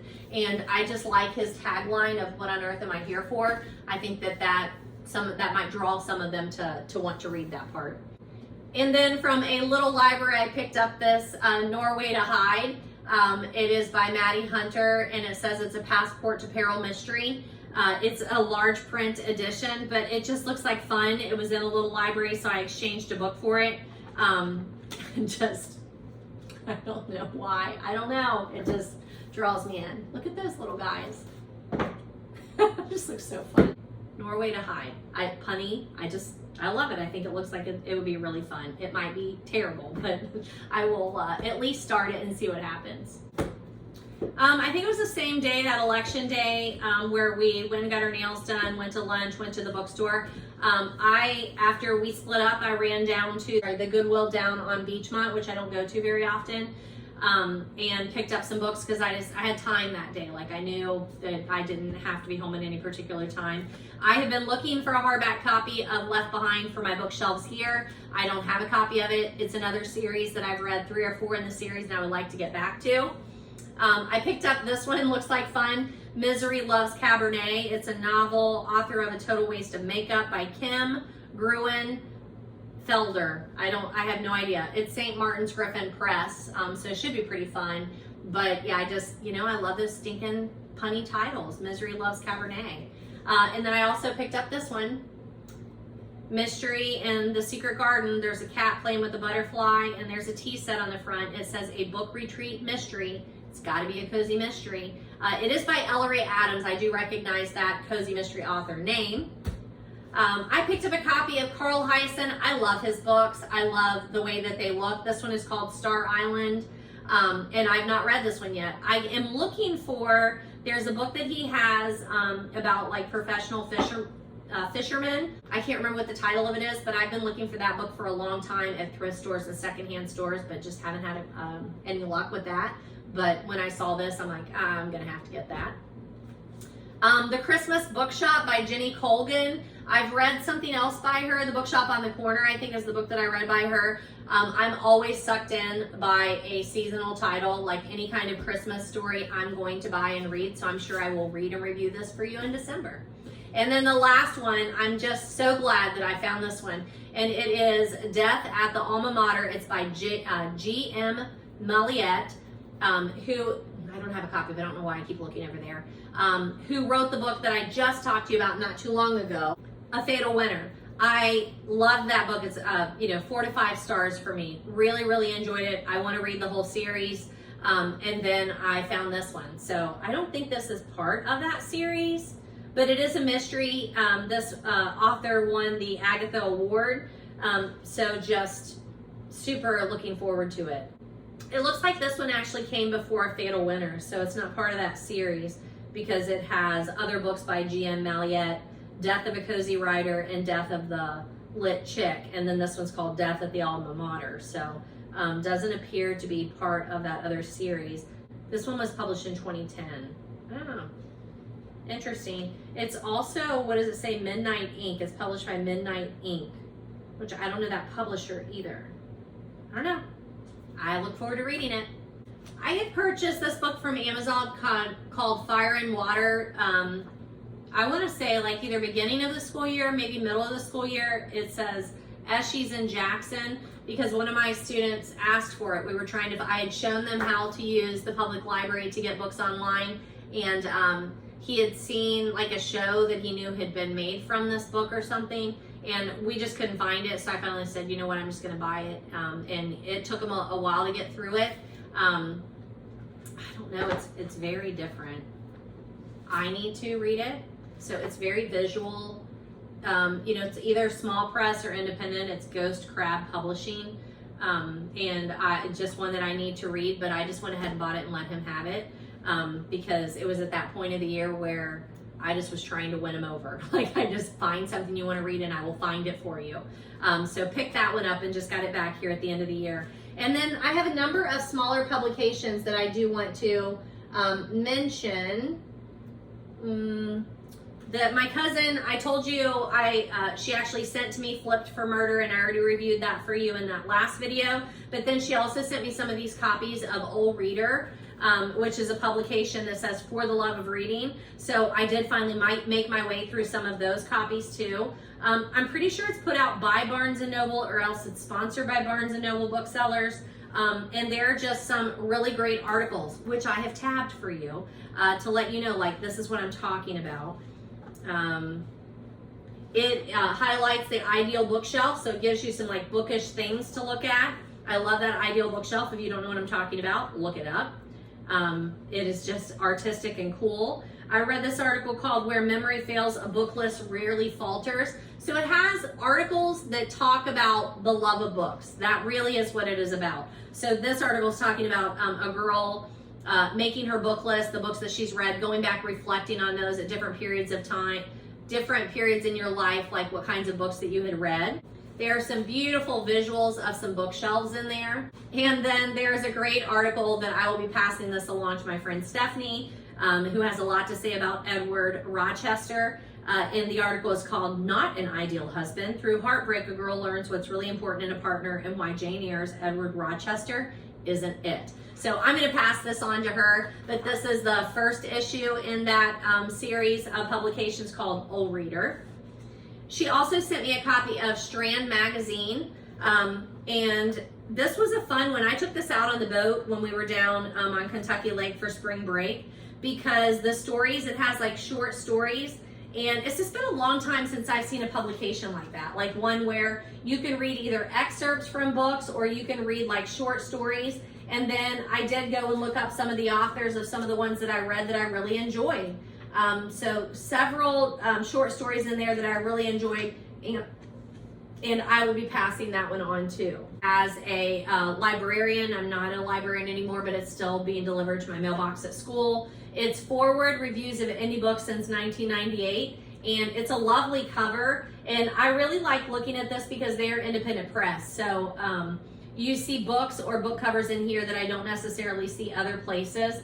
And I don't know, I really enjoy just reading about books. I don't even have to read the book. I just like to, you know, look at the book cover and look at like, what is this book going to be about? And is this one that I might want to request? These are harder to come by sometimes whenever I see one and then I go to Libby and try and find it in my public library. They're a little harder to come by, but I really enjoyed reading this too. It's called Forward. I think I've talked about Book Page before, but the February issue, I made it through that. And it looks like I had some things I wanted to talk to you about. You know, so I'll go through here and then I'll put like a little post-it on ones that I want to request from the library. I think that's how I ended up with Meliette's A Fatal Winter.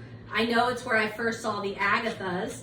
I like that it does talk to you about like a whole recommendation on romance reads. Like it talks to you about some books that are coming out or maybe like who the author of some of these are. I borrowed this book already. It's called Black Cake. It's on my to be read list. I do have a subscription to Vogue. One of my former students gifted me that subscription when I was complaining back on the September issue that I had a hard time finding a print copy. She gifted me a subscription to that, and it also comes with Bazaar. So those are two that I've made my way through here lately. The Vogue issue is the May issue. And the Harper's Bazaar issue is the March issue. In the March issue, there's this great article that is author Margaret Atwood and scientist Jane Goodall on the urgent fight for climate justice, their legacies as feminist trailblazers and finding hope in disheartening times. That was a really good article in there. There's also a great story. It's the cover story of Venus and Serena Williams. You know, the movie has come out. What was it called? King something, I think. But there's a great article on that. And then there's a great article here called Family Meal. For years, Fanny Singer wanted little to do with the culinary world that her mother, Alice Waters, if you know who that is, helped revolutionize. Now they're joining forces. And I have heard a lot about Alice Waters. The book that I talked to you about, The Animal Vegetable Miracles, she talks about Alice Waters too. And that's why I like these kinds of magazines, because it dips me back in and out of things that like, oh yeah, I remember hearing an interview with Alice Waters on NPR, but then I haven't really done anything since then. And then I get to read this article and it kind of reminds me of like who she is and what her work is. And then the last one is this New Roads magazine. It's put out by Chevrolet. I'm sure we get it because my husband bought a Chevrolet truck a couple years ago. But it has some good articles in there too, and that would be, they tell you things that like you should have available in your car for like a safety kit, which I thought was really interesting. And then one that I wanted to highlight in my classroom that talked about like a career. 4 questions with the safety researcher. How did you get into this career? And I just love those kinds of things whenever I can be like, hey, you know, this is laying up here if you want to take a look at this article, just thinking about, you know, jobs that you didn't know were jobs. You like cars? What do you think that you can do? Be a mechanic? You want to sell cars? What do you want to do? This guy has a job in the safety industry with cars. That might be something you want to consider. So I don't know, just thought those were interesting and wanted to tell you about those publications. All right, that being said, just a little bit of book news. I know I've talked to you about Chanel Cleaton because we read her for book club. The Last Train to Key West, I talked to you about it in episodes 24 and 26, but I just wanted to let you know that she has a new book out called Our Last Days in Barcelona. You might want to check out. I've heard several books being turned into movies or TV shows. The Yellow Wallpaper, which is a famous psychological novel, is being turned into a feature film. The Giant's House, I need to see because I feel like I have a copy of that book and I've never read it. That's being turned into a movie. Toni Morrison's Sula is being turned into a movie. The Summer I Turned Pretty, I think, is coming to Amazon. Hello Sunshine has picked up Laura Dave's The Last Thing He Told Me, which I've not read, but I had several students read that this year, so I need to read that. Under the Banner of Heaven, which is a nonfiction documentary, is coming to Hulu, I think is a series. Game of Thrones, a new Game of Thrones is coming out on HBO, Dragons I think it's called, and that's coming out in August. I've only read the first Game of Thrones book. It was super, super good. And I think I watched maybe the first season of it too. I think it was in my last video I talked to you about the personal librarian because we did it for book club, but Al Roker has actually picked up options for that. I've never read A Court of Thorns and Roses, which is embarrassing to say as a high school librarian. Never read it. Sarah Moss. I have a copy of it down here and I plan to read it this summer, but they are turning that into a Hulu TV series. I did want to show you that I picked up these bookmarks online from the Square shop. So I will link those, but there are these great little reading list bookmarks. I gave a couple to students this year as gifts, but they look like library cards. They're super cute. So I'll try and get you a picture of that one in there too, but I bought it from the Square shop on Etsy, I believe it was. I've had so many coffee shops just here since the last that I've talked to you. I know I've had videos where I've gone through every coffee shop that I have visited. But the one that I will mention this time is the Tome, the independent bookstore. They have a coffee shop, and with it, I got something iced. I think I just asked the owner, the lady who was working the coffee shop, I think I just said, like, what do you recommend? And I think she gave me something like hazelnut or something that was so good to just have it and be, you know, roaming around drinking coffee and talking about books. I don't know if I've talked to you about Agatha Christie's. Why Didn't They Ask Evans? Hugh Laurie made it into was it a series or just a movie? I think it was a series, like maybe 3 or 4 episodes.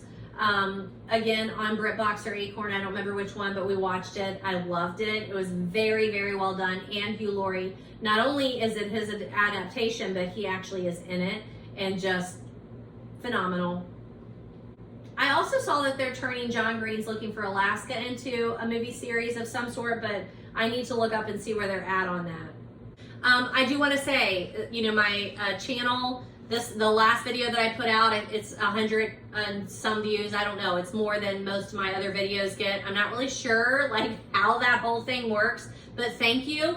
If you're someone who has stumbled onto my videos through maybe a Discord conversation, the book chats that I'm in, the YouTube groups that I'm in, I don't know. However you found me, I am glad that we've been able to have these discussions together. I just love to talk about books. I love my home library, talking about the books that I've read, the books that I'm collecting.